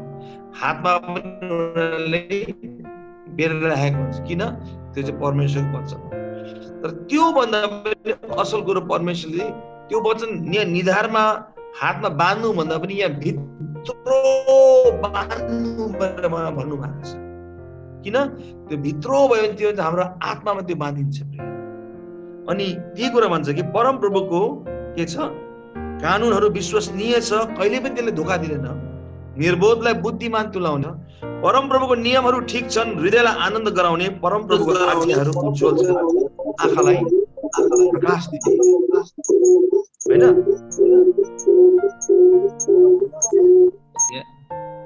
हुन्छ, धन्यवाद। अनि यो सबै कुराबाट हामीले के सिक्छौँ प्रियहरू, कि परम प्रभुको नियम चाहिँ असल छ। मैले यो तपाईँलाई किन भनेको भन्दाखेरि तपाईँ को हुनुहुन्छ भनेर यो कुरा कसले भन्नु सक्छ तपाईँलाई? तपाईँको बुवा जो स्वर्गमा हुनुहुन्छ, उहाँको आवाजले मात्रै तपाईँले चिन्नुहुन्छ तपाईँ को हुनुहुन्छ। जब तपाईँले सानोमा आफ्नो बुवालाई बोलाउनु हुन्थ्यो, तपाईँलाई थाहा छ तपाईँको बुवाको आवाज के हो। जब तपाईँको नानीहरू छ, तपाईँको नानीले तपाईँलाई बोलाउनुहुन्छ, तपाईँलाई थाहा छ यो मेरो नानीको आवाज हो। यो सबैबाट हामी के सिक्छौँ प्रियहरू, कि परमेश्वरले पनि एउटा बुवा जस्तो हामीलाई माया गर्नुहुन्छ र उहाँको आवाजले मात्रै के हामीलाई असल कुरो देखाउँछ कि हामी चाहिँ को रहेछौँ भनेर। र जति हामीले उहाँको आवाज सुन्छौँ प्रियहरू, त्यति नै हामी उहाँमा भिज्दै जान्छौँ, उहाँ जस्तै हुँदै जान्छौँ। क्रिस येशू पनि बुवा जस्तै हुनुहुन्थ्यो, बुवाको आकारमा हुनुहुन्थ्यो। हामी पनि जति क्रिस येशूसँग समय बिताउँदै जान्छौँ, वचनमा भिज्दै जान्छौँ, वचनमा हामी हराउँदै जान्छौँ, हामी पनि बुवाको जुन आइडेन्टिटी छ त्यसमा हामी पनि हुँदै जान्छौँ। आमेन। र त्यही नै हाम्रो असल के हो, पहिचान हो। हाम्रो पहिचान पास्टर एन्डी होइन, हाम्रो पहिचान चाहिँ परमेश्वरको नानीहरू। आमेन। पास्टर एन्डी एउटा काम गर्नु आउनु भएको हो यो ठाउँमा, यो पृथ्वीमा, त्यो काम चाहिँ उहाँ गरेर जानुहुन्छ। तर परमेश्वरको आवाजले चाहिँ हामीलाई त्यो कुरा सिकाउनुहुन्छ। आमेन। र यहाँ प्रभुले हामीलाई त्यो प्रेममा लैजान चाहनुहुन्छ। त्यो प्रेम जो परमेश्वर बगेर आएको छ र त्यो प्रेममा बसेर उहाँको प्रेमलाई चाखेर मात्रै हामीले हाम्रो असल पहिचान बुझ्न सक्छौँ। नभए तपाईँ बिजी हुनुहुन्छ। कहिले कहिले हामी त्यही कारण प्रभुले भन्नुहुन्छ, हेर मार्था, हेर मार्था, मरियमले असल कुरो चुनेको छ, त्यो कुरा उसँग कसैले पनि खोसा ल्याउन सक्दैन। अनि प्रियहरू, हामी साँच्चैमा परमेश्वर आवाज सुन्नु एकदम जरुरी छ, हैन? पौलले पनि त्यही भन्छ एफिसीको 3 कि म चाहन्छु तिमी उहाँको प्रेममा भित्रसम्म जरा गाडेर बस, हैन? किनकि त्यो प्रेमबाट नै हामीलाई के आउँछ, हामीलाई असल प्रकाश आउँछ कि उहाँ को हुनुहुन्छ र हामी उहाँमा को हुनु। आमेन। र त्यो कसरी आउँछ भने जब हामी उहाँसँग समय बिताउँछौँ, जब हामीले उहाँको वचन हाम्रो हृदयमा भन्छौँ, हामीले भन्छौँ प्रभु तपाईँले मलाई असाध्य प्रेम गर्नुहुन्छ, प्रभु तपाईँलाई धन्यवाद छ। यो कुरा भन्दा भन्दा के हुन्छ, अचानक पवित्र आत्माले हाम्रो हृदयलाई पनि उहाँको प्रेमसँग बाँध्न थाल्छ। प्रिय, किनकि हामीहरू कस्तो छौँ भने प्रियहरू, यदि हामीले कुनै नराम्रो कुरो सोच्यो भने त्यसमा हामी सोचेको गर्छौँ। आज यस्तो नराम्रो भएको थियो, ला किन भयो यस्तो, कसरी भयो यस्तो, सोचेको गर्छौँ। त्यो चाहिँ हाम्रो मान्छेको एउटा त्यो बानी नै यस्तो। तर प्रभुले भन्नुहुन्छ त्यस्तो कुरा नसोच, किनकि मैले तिमीलाई असल प्रेम गरेको छु र मेरो प्रेमबाट तिमीलाई कसैले छुटा लगाउन सक्दैन। तिमीले मेरो कुराहरू सोच। अनि यही कुरा के हो, एउटा मिठो चुम्बन जस्तो। हालेलुया, आमेन। अनि त्यही कुरा यहाँ भन्छ कि तपाईँको नाम चाहिँ मिठो अत्तरको बास्ना जस्तै छ, यही कारण कुमारी केटीहरूले तपाईँलाई माया गर्छ। यहाँ एउटा कुरो के छ भने यो श्रेष्ठ गीतमा चाहिँ जुन मैले भने क्रिस र मण्डलीको प्रेमको कुरा छ। अब यहाँ अगाडि अझै पढ्यो भने के भन्छ भने यो 4 मा जब हामीले 4 पढ्छौँ, 4 मा केटीले एउटा मजाको कुरा के भनेछ भने श्रेष्ठ गीत 1 को 4 मा के भन्छ भने मलाई तपाईसित लैजानुहोस्, हामी चाँडै गरौँ, महाराजाले मलाई आफ्नो कोठामा ल्याउनु भयो।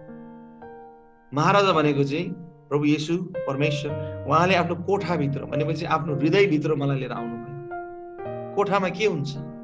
कोठामा प्रेम हुन्छ, कोठामा आत्मीयता कुरा हुन्छ, अनि महाराजाले मलाई लैजानुहोस् भनेर उसले भन्दैछ भनेपछि उसकोमा एउटा के छ, प्रभुको प्रेमको कुराहरू आएको छ।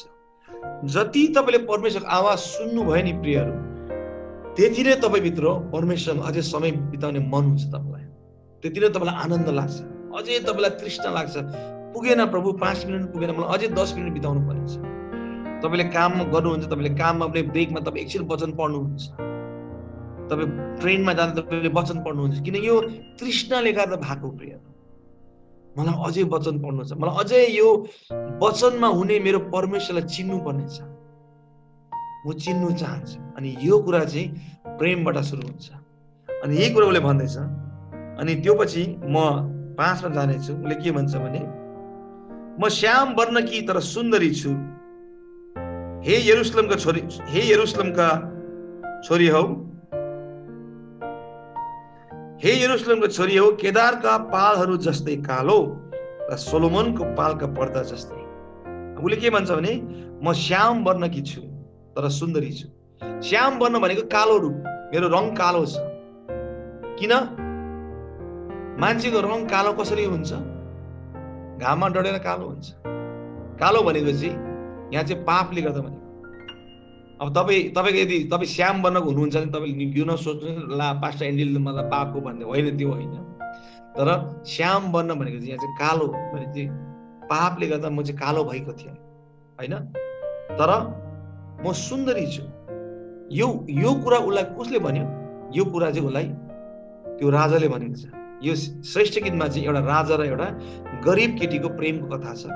र त्यो हेऱ्यो भने चाहिँ त्यो राजा चाहिँ येशू ख्रीष्ट हुनुहुन्छ र त्यो गरिब केटी चाहिँ तपाईँ र म हुँ। किन गरिब?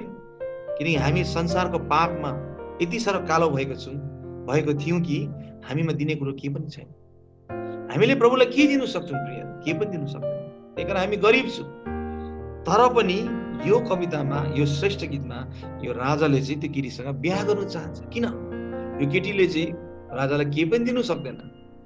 अहिले हामीले हेऱ्यौँ भने संसारमा एउटा राजकुमारीले बिहा गर्छ, कहिले पनि उसले त्यो एउटा सिम्पल साधारण जनताबाट आउने केटीले बिहा गर्दैन। उसले हरेक टाइम राज खानदानलाई खोज्छ। तर यहाँ चाहिँ कथा अलिक भिन्दै छ। किन भन्दा चाहिँ यहाँको राजकुमार चाहिँ येशू भनेको शलोम भन्ने शब्दबाट आएको। शलोम भनेको शान्ति हो।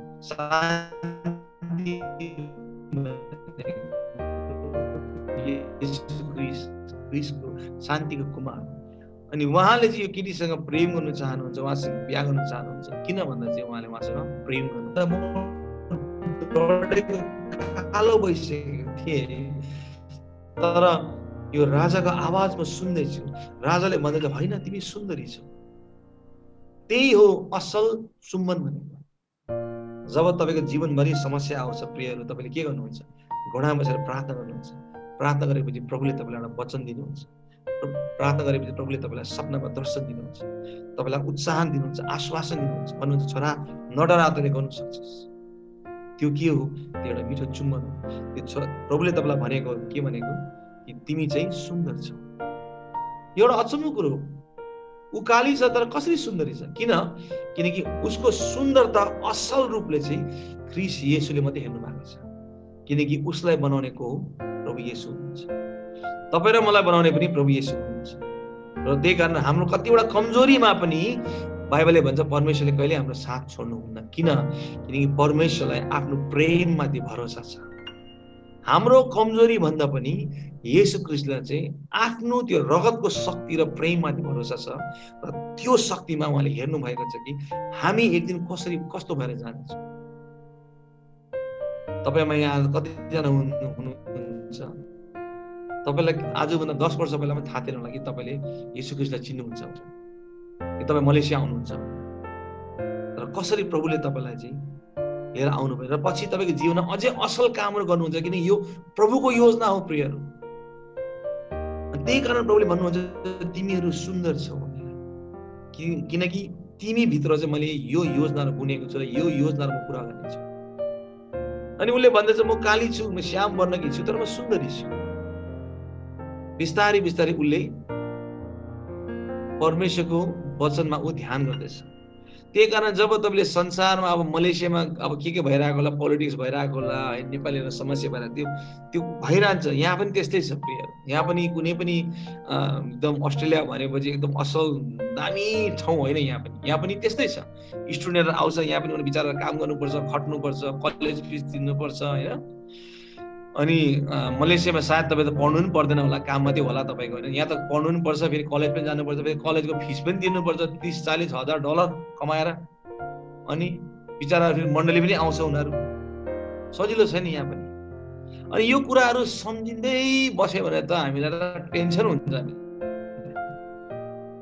हामीले के अरे त्यो खानुपर्छ, हामीले के अरे त्यो प्यानाडोलहरू के खानुपर्छ, दिमा के अरे टाउको दुख्ने दबाई खानुपर्छ, नदुख्ने दबाई। ज्वरो आउँछ हामीलाई, किन? समस्या छ प्रिय। तर प्रभुले के भन्नुहुन्छ भने तिमी चाहिँ सुन्दरी छौ। किनकि मलाई थाहा छ तिमीले त्यो समस्यामा विजय पाउन सक्छौ। आमेन। त्यही कारण परमेश्वरको आवाजले के गर्छ, हामीलाई असल शक्ति दिन्छ। त्यही कारण प्रभुले भन्नुहुन्छ तिमी के छौ, सुन्दरी छौ। आमेन। उसले भन्छ केदारको पालहरू जस्तै। केदारको पालहरू कस्तो थियो? केदार भनेको ठाउँ इजरायलमा। केदारको पालहरू भनेको चाहिँ त्यो पहिला त्यो अब्राहमको समयमा जब उनीहरू एक ठाउँदेखि अर्को ठाउँ जान्थे, उनीहरूले पालहरू तन्काएर बस्थ्यो। त्यो पालहरू चाहिँ भेडाको छालाको बनेको हुन्थ्यो। अनि त्यो छाला चाहिँ एकदम कस्तो, एकदम चौरी परेको छाला, एकदम नराम्रो छाला। काम गर्थ्यो तर गनाउँथ्यो, अलिक नराम्रो थियो। उसले भन्छ म त्यो छाला जस्तै छु, तर मैले सुन्दैछु राजकुमारले भन्नुहुन्छ कि म त सुलेमान राजाको मन्दिरमा हुने पर्दा जस्तो पनि रहेछु। भनेपछि चाहिँ हेर्नुहोस्, हेराइमा कति ठुलो परिवर्तन आउँछ। समस्या त्यही हो प्रियहरू। तर जब तपाईँले येशूको आँखाबाट हेर्नुहुन्छ, तपाईँले आफैलाई सुलेमान राजाको मन्दिरमा भएको पर्दा जस्तो पाउनुहुन्छ। आमेन। त्यही कारण चाहिँ तपाईँले अरूलाई पनि तपाईँले यसरी नै उत्साह दिन सक्नुहुन्छ, वचनबाट यसरी उत्साह लिन सक्नुहुन्छ, र यसरी जीवनमा परिवर्तन लिएर आउन सक्नुहुन्छ। यदि तपाईँ प्रभुमा आउनु भएको छ, खालि चङ्गाइका लागि आउनु भएको छ, खालि मैले आशिष पाऊँ आउनु भएको छ, एक दिन तपाईँलाई ठुलो धोका हुन्छ प्रिय। किनकि प्रभुसँग हिँड्दा त क्रुस बोकेर पनि हिँड्नुपर्छ। यदि क्रुस बोकेर हिँड्ने बानी छैन भने के हुन्छ, पछि ठुलो धोका हुन्छ। ला पास्टर बाले त मलाई यस्तो भन्नु कहिले भएको थिएन, मलाई यति ठुलो समस्या आयो, येशू ख्रीष्टको नाममा मेरो साथीले मलाई छोडिदियो, येशू ख्रीष्टमा आएपछि मेरो आमाबाउले मलाई घरदेखि निकालिदियो, येशू ख्रीष्टको नाममा मैले यस्तो भयो उस्तो भयो। किन? प्रभुले भन्नुहुन्छ मेरो नाममा तिमीले दुःख पनि पाउनेछ, तर हरेक कुरामा तिमीहरू के छौ, सुलेमान राजाको पर्दाहरू जस्तो तिमी सुन्दर छौ। आमेन। अनि आज म तपाईँलाई यो कुरामा उत्साह दिन चाहन्छु। साँच्चीमा हाम्रो भित्रको मान्छे चाहिँ बलियो हुनुपर्नेछ, हाम्रो भित्रको मान्छे चाहिँ सुन्दरताले भन्नुपर्नेछ। त्यहाँदेखि तपाईँले बाहिर हेर्दाखेरि अरू सबै कुरामा तपाईँले के गर्नुहुन्छ, विजय पाउनुहुन्छ। आमेन। अनि यहाँ अझै हामी अगाडि जानेछौँ।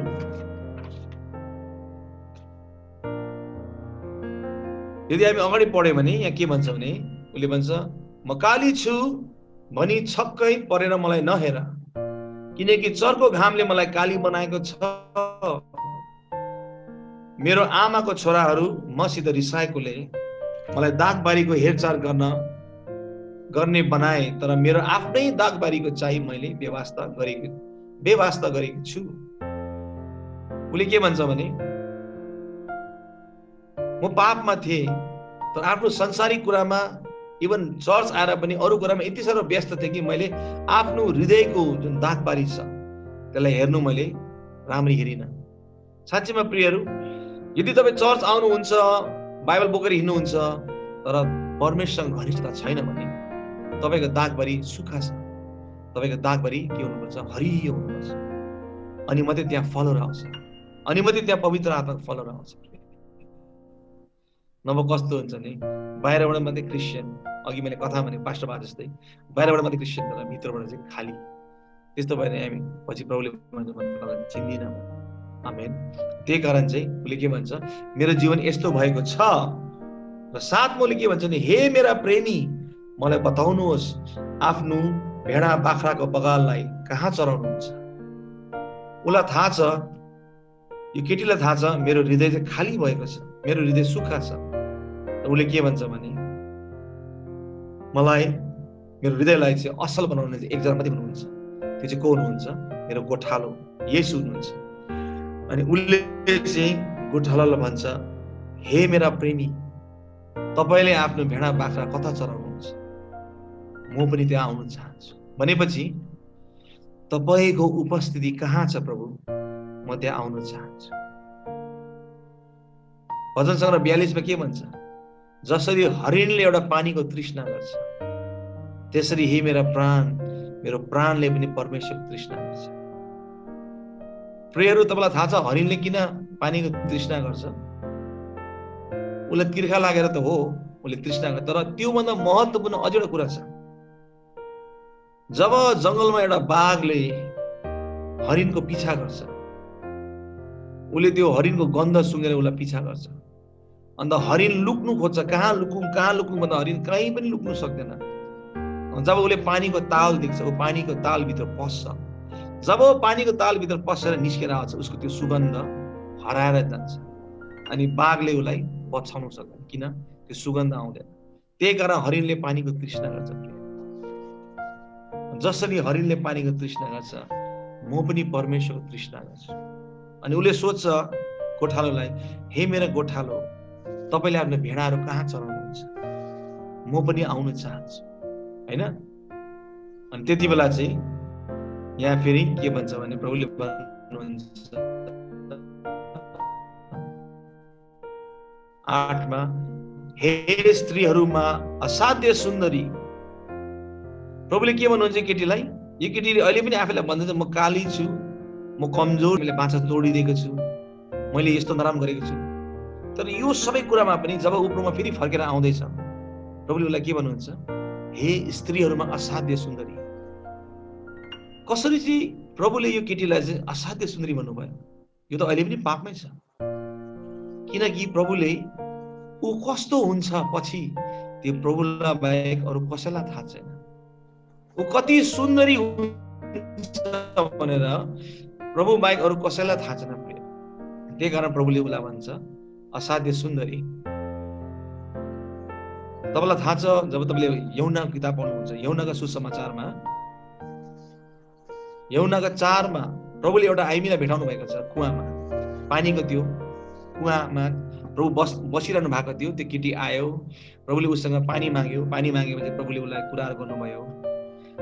अनि लास्टमा प्रभुले भन्नुहुन्छ, तिमीले पर्खेको अगमवक्ता, तिमीले पर्खेको त्यो मसिहा चाहिँ मै नै हो भन्नुहुन्छ। अनि त्यो केटीले उसलाई आफ्नो गाउँमा लैजान्छ। गाउँमा लगेर थुप्रै मान्छेले प्रभुको वचन सुनेर त्यो पुरा गाउँले प्रभुलाई ग्रहण गर्छ। किन प्रभु त्यहाँ बसिरहनु भएको थियो त्यो समयमा? किन उहाँलाई थाहा थियो, उहाँको बुवाले भन्नु भएको थियो कि छोरा आज यो दिन चाहिँ म यो आइमीलाई पठाउनेछु, त्यो आइमी चाहिँ मेरो लागि एउटा ज्योति हुनेछ, त्यो आइमीले उसको गाउँमा सबैलाई सुसमाचार भनेछ। त्यही कारण तिमीले गएर त्यो केटीलाई पर्ख र त्यो केटीलाई मेरो बारेमा भन। अनि त्यही कारण प्रभुले उसलाई वचन दिनुहुन्छ र उसँग जानुहुन्छ। त्यति बेला त यहुदीहरू र समारीहरू त भेट्नै सक्दैन थियो, किन? उनीहरूले एक दुसरालाई मन पराउँदैन थियो। तर किन प्रभु जानुहुन्छ? किन प्रभुले हेरेको छ कि ऊ चाहिँ स्त्रीहरूमा असाध्य सुन्दरी छ। 6 वटा पति भएर पनि उसले चाहिँ एक दिन प्रभुलाई ठुलो काम गर्ने चाहिँ उसलाई थाहा छ। अनि त्यही कारण प्रभुले उसलाई कुर्नुहुन्छ। साँच्चैमा प्रियहरू, तपाईँले अहिलेको परिस्थिति हेरेर प्रभुलाई पछायो भने तपाईँ कहीँ पनि जानु हुँदैन। तर यदि तपाईँले प्रभुलाई हेरेर पछायो भने के हुन्छ? तपाईँले आफ्नो हरेक कुरामा विजय पाउन सक्नुहुन्छ। तपाईँ मण्डली आउँदा पनि तपाईँले अरूलाई हेरेर आउनुभयो भने तपाईँलाई ठुलो धोका पाउनुहुन्छ। किनकि अरू सबै मान्छे हो, मण्डलीमा यस्तो ठाउँ हुन्छ सबै पापीहरू भेला हुन्छ। तर जब तपाईँले क्रिस्टलाई हेरेर आउनुहुन्छ, चाहे त्यो मण्डली जेलमा होस्, चाहे त्यो मण्डली गुन्डा बस्तीको बिचमा होस्, त्यो मण्डलीमा प्रभुले ठुलो अचम्म काम गर्नुहुन्छ। किनकि प्रभुले हामीलाई के भन्नुहुन्छ? स्त्रीहरूमा असाध्य सुन्दरी। किनकि हामीहरू चाहिँ प्रभुको प्रेमबाट बनेको त्यो आकार हौं। पौलले के भन्छ? हामीहरू प्रभुको पवित्र आत्माले लेखेको, उहाँको रगतबाट लेखेको चिठीहरू जसले सुगन्ध दिन्छ। आमेन। अहिले हेर्दा हाम्रो पहिलाको 10 वर्ष 5 वर्षको जीवन हेर्दा हामीलाई लाग्थ्यो हामी चिठी हो भनेर। सायद कतिजना मान्छेहरू के नराम्रो बानी लागेको थियो, तर अहिले हेर्नुहोस् त हामीहरू चिठी हौ। अनि म आज तपाईँलाई यो भन्न उत्साह दिन्छु, साँच्चैमा प्रियहरू, सबै कुरो परमेश्वरबाट सुरु हुन्छ, परमेश्वर हामी हिँड्नुपर्छ। आमेन। र के भन्छ भने, हे स्त्रीहरूमा असाध्य सुन्दरी, तिमी आफै यो कुरा जान्दैनौ भने बगालका पाइलाहरू पछ्याउँदै आफ्ना ससाना बाख्राहरूलाई गोठालाका छाप्रानिर चराऊ। गोठाला भनेको चाहिँ अगुवाहरू। तिमीले यदि तिमीलाई थाहा छैन कि कसरी मलाई तिमीले भेटाउँछौ भने तिमीले के गर भने जुन जुन अगुवाहरू त्यहाँ छ जसले मेरो वचनहरू भन्दैछ त्यो अगुवाहरूको नजिकमा तिमी बस, किनकि उनीहरूको वचनको सेवाकाईबाट तिमीले मेरो बारेमा सुन्नेछ। त्यो कुरा चाहिँ यहाँ प्रभुले भन्नुहुन्छ। अनि यहाँ त्यो पछि प्रभुले फेरि भन्नुहुन्छ, हे मेरी प्यारी 9 मा, मैले तिमीलाई फारोको रथकी राम्री घोडीसित तुलना गरेको छु। हेर्नुहोस् त, परमेश्वरले हरेक बिहानी हामीलाई नयाँ गीत दिनुहुन्छ। परमेश्वरले हरेक शब्दमा हामीलाई उत्साह दिनुहुन्छ। उहाँको हकारमा पनि, उहाँले जब हामीलाई पिट्नुहुन्छ त्यो पिटाइमा पनि उहाँको बुवाको माया छ प्रिय। उहाँले चाहनुहुँदैन हामी गलत बाटोमा जाउँ। अनि त्यही कारण चाहिँ प्रियहरू उहाँले के भन्नुहुन्छ कि तिमी चाहिँ फारोको रथकी घोडी जस्तै छ। यति सुन्दरी छौ तिमी, किनकि मैले तिम्रो आउने दिनहरू देखेको छु। तिमीले तिम्रो आउने दिनहरू देखेको छैन बनाउनु भन्दा पहिलादेखि मैले तिमीलाई चिनेको छु। साँच्चीमा प्रियहरू, मेरो आफ्नै जीवन गवाईमा पनि जब म प्रभुमा थिइनँ, आजभन्दा कति वर्ष पहिला मैले एउटा अचम्मको दर्शन देखेँ। त्यो दर्शनमा के देखेँ, मैले आफैलाई उभिएर परमेश्वरको वचन बोल्दै गरेर देखेको छु। अनि मैले भित्रबाट प्रश्न आयो, यो को हो भन्दाखेरि एउटा आवाज आयो, उसले, यो छोरा यो तिमी हो, तिमी एक दिन प्रचारक हुनेछौ, तिमीले एक दिन परमेश्वरको वचन बाँड्नेछौ। यो आजभन्दा 20-22 वर्ष पहिला कुरा हो। त्यति बेला मलाई थाहा पनि थिएन के हो, मैले अलिअलि प्रभुमा आउँदै थिएँ। आज म प्रभुको वचन बाँड्दैछु किन, सायद यो कुरालाई म बनेको रहेछु। तर यो कहिले कहिले रातोरात हामीलाई थाहा हुँदैन। यसको लागि हामी के चाहिन्छ, हामी प्रभुसँग हिँड्नुपर्छ। र यो मेरो हिँडाइमा पनि यो सजिलो भएको छैन, किन क्रुस बोकेर हिँड्नुपर्छ। सेवाकाईमा थुप्रै कुरो उतार चढावहरू हुन्छ, गाह्रो हुन्छ। तर एउटा कुरो म तपाईँलाई भन्छु, जुन कुराको लागि परमेश्वर तपाईँलाई बनाउनु भएको छ त्यो कुरा उहाँले पुरा गरेर छोड्नुहुन्छ। किन, त्यो चाहिँ तपाईँको आत्मामा उहाँले एउटा बिउ जस्तो हालिदिनु भएको छ। तपाईँले पाएको दर्शन, तपाईँले पाएको अगमबानीहरू कसैले चोरेर लैजान सक्दैन। किनकि त्यो तपाईँको लागि प्रभुले विशेष तपाईँको लागि मात्रै दिएको हो, तपाईँको जीवनको लागि। तर जसरी हरेक नानी जन्मेर ऊ हुर्किनु पर्छ, एउटा बच्चा जन्मेपछि ऊ हिँड्नु थाल्छ, हिँड्दाखेरि ऊ लड्छ, लडेर उसको चोट लाग्छ, रुन्छ, कराउँछ, ठुलो भएपछि स्कुल जान्छ, स्कुलमा पनि थुप्रै समस्या चुनौतीहरू हुन्छ, राम्रो गर्छ नराम्रो गर्छ, त्यहाँदेखि ठुलो हुन्छ, ठुलो भएर उसले काम खोज्नुपर्छ। जस्तो एउटा मान्छे जान्छ त्यसरी नै हरेक परमेश्वरको असल अगमबानी पनि त्यो सबै कुराबाट जानुपर्छ। तपाईँले जब परमेश्वरको अगमबानी पाउनुहुन्छ प्रियहरू, कि छोरा तिमीलाई चाहिँ परमेश्वरले भन्नुभएको छ, छोरी तिमीलाई परमेश्वरले भन्नुभएको छ, तिमीलाई चाहिँ परमेश्वरले एउटा ठुलो दासी बनाउनुहुन्छ भने तपाईँ परमेश्वर धन्यवाद दिनुहोस्। तर त्यो पछि तपाईँको जीवनमा ठुलो ठुलो चुनौती पनि आउँछ। अनि त्यो पुरा गर्नुलाई के चाहिन्छ, हामीलाई परमेश्वर घनिष्ठता चाहिन्छ, हामीलाई विनम्रता चाहिन्छ, हामीलाई पवित्र आत्माको फल चाहिन्छ। कसरी हामी अरूको अगाडि झुक्ने, कसरी हामी परमेश्वर अगाडि झुक्ने, कसरी हामीले वचन पालन गर्ने, यो सबै कुरो चाहिन्छ। नभए के हुन्छ प्रियहरू, हामीहरू मण्डली आउँछौँ, एकछिन बस्छौँ, एटेन्डेन्स दिएको जस्तो हुन्छ, टिक गर्दै म आएको थिएँ, टिक गरेँ, सक्यो। त्यस्तो पनि हुन्छ कतिखेप। मैले अघि भने जस्तै म मलेसिया आउँछु, मलेसियाको एयरपोर्टमा 2 घण्टा बसेर जान्छु, तर मलेसिया कस्तो मलाई थाहै छैन। त्यस्तै हुन्छ हाम्रो जीवनमा पनि। प्रभुमा त आए, तर किन आए, के उद्देश्यले आएको त्यो मलाई थाहै भएन, कहिले पनि थाहा भएन। किनकि मैले कहिले पनि खोज्ने प्रयास गरिनँ। म एकछिन आएर बसेँ, एकछिन वचन सुने, कहिले कहिले झ्याउ पनि लाग्यो, त्यहाँदेखि म फर्केर गएँ।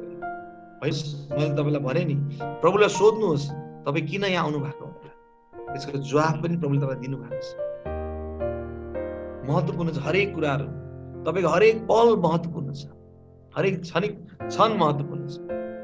अनि यहाँ उसले एउटा कुरो के भन्छ भने, यहाँ राजाले प्रेमिकालाई कानमा लगाउने लर्कुनले तिम्रा गाला र सुनको सिक्रीले सजिएको तिम्रा घाँटी कति राम्रा छन्। हामीले तिम्रो लागि चाँदीको जलप लाएका सुनका लर्कुन बनाउने छौँ। यहाँ के भन्छ भने, कानमा लगाउने लर्कुन भने कानमा लगाउने झुम्काले तिम्रो गालाहरू र सुनको सिक्रीले सजिएको तिम्रो घाँटी साह्रै नै सुन्दर देखिरहेछ। तपाईँलाई थाहा छ, कान जब तपाईँले सपनामा दाँत देख्नुहुन्छ, दाँत भन्ने के हो? तपाईँको आत्मिकी तपाईँको विश्वास कस्तो छ, कति तपाईँले परमेश्वरको वचन पढ्नुहुन्छ, त्यसले दाँतले देखाउँछ त्यो कुराहरू। यदि तपाईँले दाँतबाट मासु खाने हुनुहुन्छ भनेपछि तपाईँ चाहिँ विश्वासमा अझै दरिलो हुँदैछ, वचन पढ्नु हुँदैछ। यदि तपाईँले दुध देख्नुहुन्छ भने तपाईँ अलि नै बच्चा हुनुहुँदो रहेछ। दाँत महत्त्वपूर्ण छ। जब तपाईँले कान देख्नुहुन्छ नि प्रियहरू सपनामा, कानले के देखाउँछ? कानले देखाउँछ छोरा तिम्रो ध्यान कहाँ छ, छोरा तिमी के हेर्दैछौ, के सुन्दैछौ। कान एकदम महत्त्वपूर्ण छ। याकुब किताबमा के भन्छ? मान्छेहरू विश्वासमा छिटो हुनुपर्छ, महत्त्वपूर्ण चाहिँ कुरा। अनि उसले भन्छ कानमा तिम्रो झुम्काहरू अति नै सुन्दर छ। किन? त्यो कान चाहिँ तिम्रो कस्तो छ? मेरो वचन सुन्ने कान भएको छ। जुन कानले वचन सुन्छ त्यो कान चाहिँ मजाले प्रभुको झुम्काले सजिएको हुन्छ, सुन्दर हुन्छ। किन? त्यो कान चाहिँ आज्ञाकारितामा हिँडेको हुन्छ। अटेरी केटाकेटी कस्तो हुन्छ? अटेरी छोराछोरी कस्तो हुन्छ? उनीहरूको कान त हुन्छ तर कहिले सुन्दैन। त्यही कारण कान चाहिँ के हो? सुन्नुको लागि। प्रियहरू, म तपाईँलाई उत्साह दिन चाहन्छु, तपाईँ कानमा तपाईँ झुम्का लाउनुहोस्, सुन्दर बनाउनुहोस् प्रभुको आज्ञाकारितामा, वचन सुनेर आज्ञा पालन गर्ने। तपाईँको गुरुबाहरूको वचन सुनेर आज्ञाकारिता गर्नुहोस्। तपाईँको आमा बाउलाई आज्ञाकारिता गर्नुहोस्। आमेन। यो महत्त्वपूर्ण छ प्रियहरू। सुन्ने र यहाँबाट सुनेर यहाँबाट निकालिदिने कान कस्तो छ? सडेको कान हो। तर यहाँ सुनेर यहाँ राख्ने कान चाहिँ के छ? एकदम प्रभुको के छ? कानमा लगाउने लर्कुन तिम्रो गाला र सुनको सिक्रीले सजिएको। अब सुनको सिक्री के छ? यो घाँटीमा लगाउँछ सुनको सिक्री। यो सुनले के देखाउँछ प्रियहरू? जब तपाईँले सपनामा सुन देख्नुहुन्छ नि, सुन भनेको परमेश्वरको महिमा, गरिमा। स्वर्गमा सुनको बाटोहरू छ। चाँदी भने चाहिँ के हो? चाँदी भने चाहिँ परमेश्वरको बलिदान। परमेश्वरले हामीलाई चाँदीको सिक्काबाट किन्नु भएको छ, 30वटा चाँदीको सिक्काबाट। अनि सुन भनेको चाहिँ के हो? उहाँको गरिमा। सो के भन्नुहुन्छ? तिम्रो घाँटीमा जुन तिमीले लगाएको छौ, सुनको सिक्री लगाएको छौ, त्यसबाट तिम्रो घाँटी कति सुन्दर देखिरहेछ। तपाईँलाई थाहा छ घाँटी भने के हो भने प्रियहरू? बाइबलमा घाँटी भनेको मान्छेको इच्छा, मान्छेको अकड, मान्छेको घमण्ड, मान्छेको हिनाइ हो। जो घाँटी विनम्र हुन्छ त्यो घाँटीमा परमेश्वरले आफ्नो सुनको सिक्री लगाएको हुन्छ। किनकि त्यो घाँटीमा चाहिँ तपाईँको हिनाइ होइन तर क्रिसको हिनाइ हुन्छ। जब तपाईँको घाँटीमा क्रिसको सुनको सिक्री हुन्छ, स्वर्गदूतहरूले पनि तपाईँलाई के गर्छ? स्वागत गर्छ। किन? उनीहरूले चाहिँ तपाईँमा क्रिस देख्नुहुन्छ। प्रियहरू, एकदम महत्त्वपूर्ण चाहिँ कुराहरू। अनि यहाँ राजाले त्यो केटीलाई के भन्छ? तिमी सुन्दरी छौ, किनभने तिम्रो कानहरूले के छ? मेरो आवाज सुन्छ। यूहन्नाको 10 के भने परमेश्वरले? मेरो असल भेडाहरूले मेरो आवाज सुन्नेछ र मलाई पछ्याउनेछ। आमेन। साँच्चीमा यदि तपाईँ जागृति चाहनुहुन्छ, तपाईँ एउटा आत्मिक जागृति चाहनुहुन्छ, तपाईँ आफ्नो हरेक दैनिक जीवनमा तपाईँको पारिवारिक समस्याहरू, तपाईँको फाइनेन्सको कुरा, हरेक कुरामा तपाईँ एउटा जागृति चाहनुहुन्छ भने सबभन्दा पहिला के छ भने यो कानहरूमा त्यो प्रभुको झुम्का लाउनुहोस्, सुन्नुहोस् उहाँको आवाज के हो, के भन्नुहुँदैछ उहाँले। हरेक परिस्थितिमा परमेश्वरले के न के बोल्नुहुन्छ प्रिय। तपाईँ जहाँ पनि जानुहोस्, एउटा पार्टीमा जानुहोस्, कफी खानु जानुहोस्, जहाँ पनि त्यसै नजानुहोस् प्रिय, प्रभुलाई सोध्नुहोस्, प्रभु तपाईँले मलाई के भन्नुहुँदैछ? अलि बसिरहेको बेलामा तपाईँले सोध्नुहोस्, प्रभु यो पास्टर बाले वचन दिनु हुँदैछ, सुन्दरी सुन्दरी प्रेमिका के भन्नुहुँदैछ, म त सायद केही बुझेको छुइनँ, तर पनि पवित्र कानमा झुम्काएर घाँटीमा सिक्री अति नै सुन्दर छ। र म अब प्रेमिकाले केटीले भन्छ, महाराजा आफ्नो टेबलमा बस्नु हुँदा मेरो अतरको बास्ना छ। जब महाराजा टेबलमा बसेको थियो, म पनि उहाँको अगाडि बसेको थिएँ। बस्दाखेरि के भयो, मेरो भित्रबाट चाहिँ एउटा अतरको बास्ना आएर चाहिँ सबै ठाउँमा के भएको छ, सबै ठाउँमा त्यो फिजाएको छ। मैले अघि तपाईँलाई के भनेको थिएँ, उसले भन्छ तपाईँको नाम एउटा मिठो अत्तरको बास्ना जस्तै छ। जब तपाईँले येशू ख्रीष्टको अत्तरको बास्ना सुन्नुहुन्छ, अझै भिज्नुहुन्छ, एक दिन तपाईँ भित्रबाट पनि त्यो अत्तरको बास्ना बगेर आउनेछ प्रिय। अब हेर्नुहोस्, यो केटीको भित्रबाट पनि के आएको छ, एउटा मिठो अत्तरको बास्ना अब महाराजालाई आउँदैछ। अब यसबाट हामी के बुझ्छौँ भने स्तुति आराधना भनेको के हो भनेर। प्रियहरू, स्तुति आराधना भनेको गिटार समातेर गाउनु मात्रै होइन। स्तुति आराधना भनेको एउटा मिठो स्वर भएर म चाहिँ गाउन सक्छु त्यो मात्रै होइन। स्तुति आराधना भनेको गीत लेख्नु मात्रै होइन। स्तुति आराधना भनेको कि पियानो किबोर्ड बजाउनु पनि होइन। स्तुति आराधना भनेको आँखा चिम्लेर हात उठाउनु मात्रै होइन। स्तुति आराधना भनेको के हो, तपाईँको भित्रको मिठो बास्ना तपाईँले महाराजालाई दिनुहुनेछ। आमेन। तपाईँले आराधना गरेन भने परमेश्वरलाई केही फरक पर्दैन प्रिय, किन उहाँ महाराजा हुनुहुन्छ। उहाँ महाराजा हुनुहुन्छ, सिंहासनबाट कहिले पनि निस्किनुहुन्न तल, किन उहाँ राजा हुनुहुन्छ। जब तपाईँ र मैले स्तुति आराधना गर्छ के हुन्छ प्रिय, अचम्मको कुरो हुन्छ। तपाईँको आत्माले पवित्र आत्मासँग जोडेर के गर्छ, जब त्यो शब्दहरूसँग उहाँलाई स्तुति गर्छ के हुन्छ, एउटा मिठो बास्ना हामी भित्रबाट त्यो क्रिस्टको मिठो बास्ना चाहिँ परमेश्वरमा जान्छ। त्यसले के गर्छ, हामीलाई पवित्र बनाउँछ प्रिय। त्यही कारण परमेश्वरले आराधकहरू खोजेको, सत्य र आत्मामा खोज्ने आराधक। साँच्चीमा प्रियहरू, स्तुति आराधना भनेको गीत होइन। स्तुति आराधना भनेको मेरो फेभरेट गीत मैले त्यो गाउँछु त्यो होइन। स्तुति आराधना भनेको रुनु कराउनु पनि होइन, किन मैले देखेको छु मान्छेहरू रोएको, कराएको, लटेको, तर पनि जीवनमा केही परिवर्तन छैन। स्तुति आराधना भनेको साँच्चीमा प्रभु म तपाईँको अगाडि आएको छु, तपाईँले मलाई बनाउनु भएको, तपाईँ बाहेक अरू कोही छैन प्रभु, तपाईँ नै मेरो हुनुहुन्छ। माटोबाट बनेको म पापी मान्छे, तपाईँको रगतबाट धोएर अब आएको छु प्रभु। म तपाईँलाई धन्यवाद दिनु चाहन्छु हरेक कुरामा। अनि यो हो प्रियहरू असल स्तुति आराधना। अनि यहाँ केटीले के भन्छ भने मैले अब स्तुति गर्नु सिकेको छु, आराधना गर्ने सिकेको छु, किनकि अब मेरो भित्रबाट चाहिँ क्रिस्टको बास्ना चाहिँ फेरि राजामा आउँदैछ। मेन र म अब यहाँ जाँदैछु, 14मा जाँदैछु। 14मा के भन्छ भने मलाई मेरो प्रेमी एनगदीको दागबारीका फुलेका मेहदीको छुपा चाहिँ लाग्छ। प्रेमिकाले भन्दैछ है कि मेरो प्रेमी चाहिँ मलाई एउटा मेहदीको, तपाईँलाई थाहा छ मेहदी हामीले कहाँ लाउँछौँ, हात खुट्टामा लाउँछौँ। यो हामीले हेर्छौँ इन्डियातिर नेपालतिर बिहा गर्दा बेहुलीले लाउँछ होइन, हात खुट्टामा लाउँछ, आफ्नो सुहाग रातमा लाउँछ, उनीहरूले मेहदी लाउँछ। किन लाग्यो यो मेहदी? यो मेहदी खासमा इन्डिया नेपालमा मात्रै होइन, यो चाहिँ मेहदी चाहिँ तपाईँको इजरायल देश यो पुरा ठाउँमा यो चाहिँ यो चलन छ हातमा मेहदी लाउने। तर यसले के देखाउँछ भने मेहदीले के देखाउँछ भने पवित्रता देखाउँछ, बलिदान देखाउँछ। र हात खुट्टामा जब एउटा बेहुलीले सुहाग रातको समयमा, जब बिहाको समयमा उसले जब मेहदी लाउँछ, यसले के देखाउँछ भने अबदेखि चाहिँ म मेरो पतिको भएको छु र कहिले पनि म अरू कसैलाई हेर्दिनँ, म एकाग्र चित्त भएर म मेरो बुढासँग म हिँड्नेछु।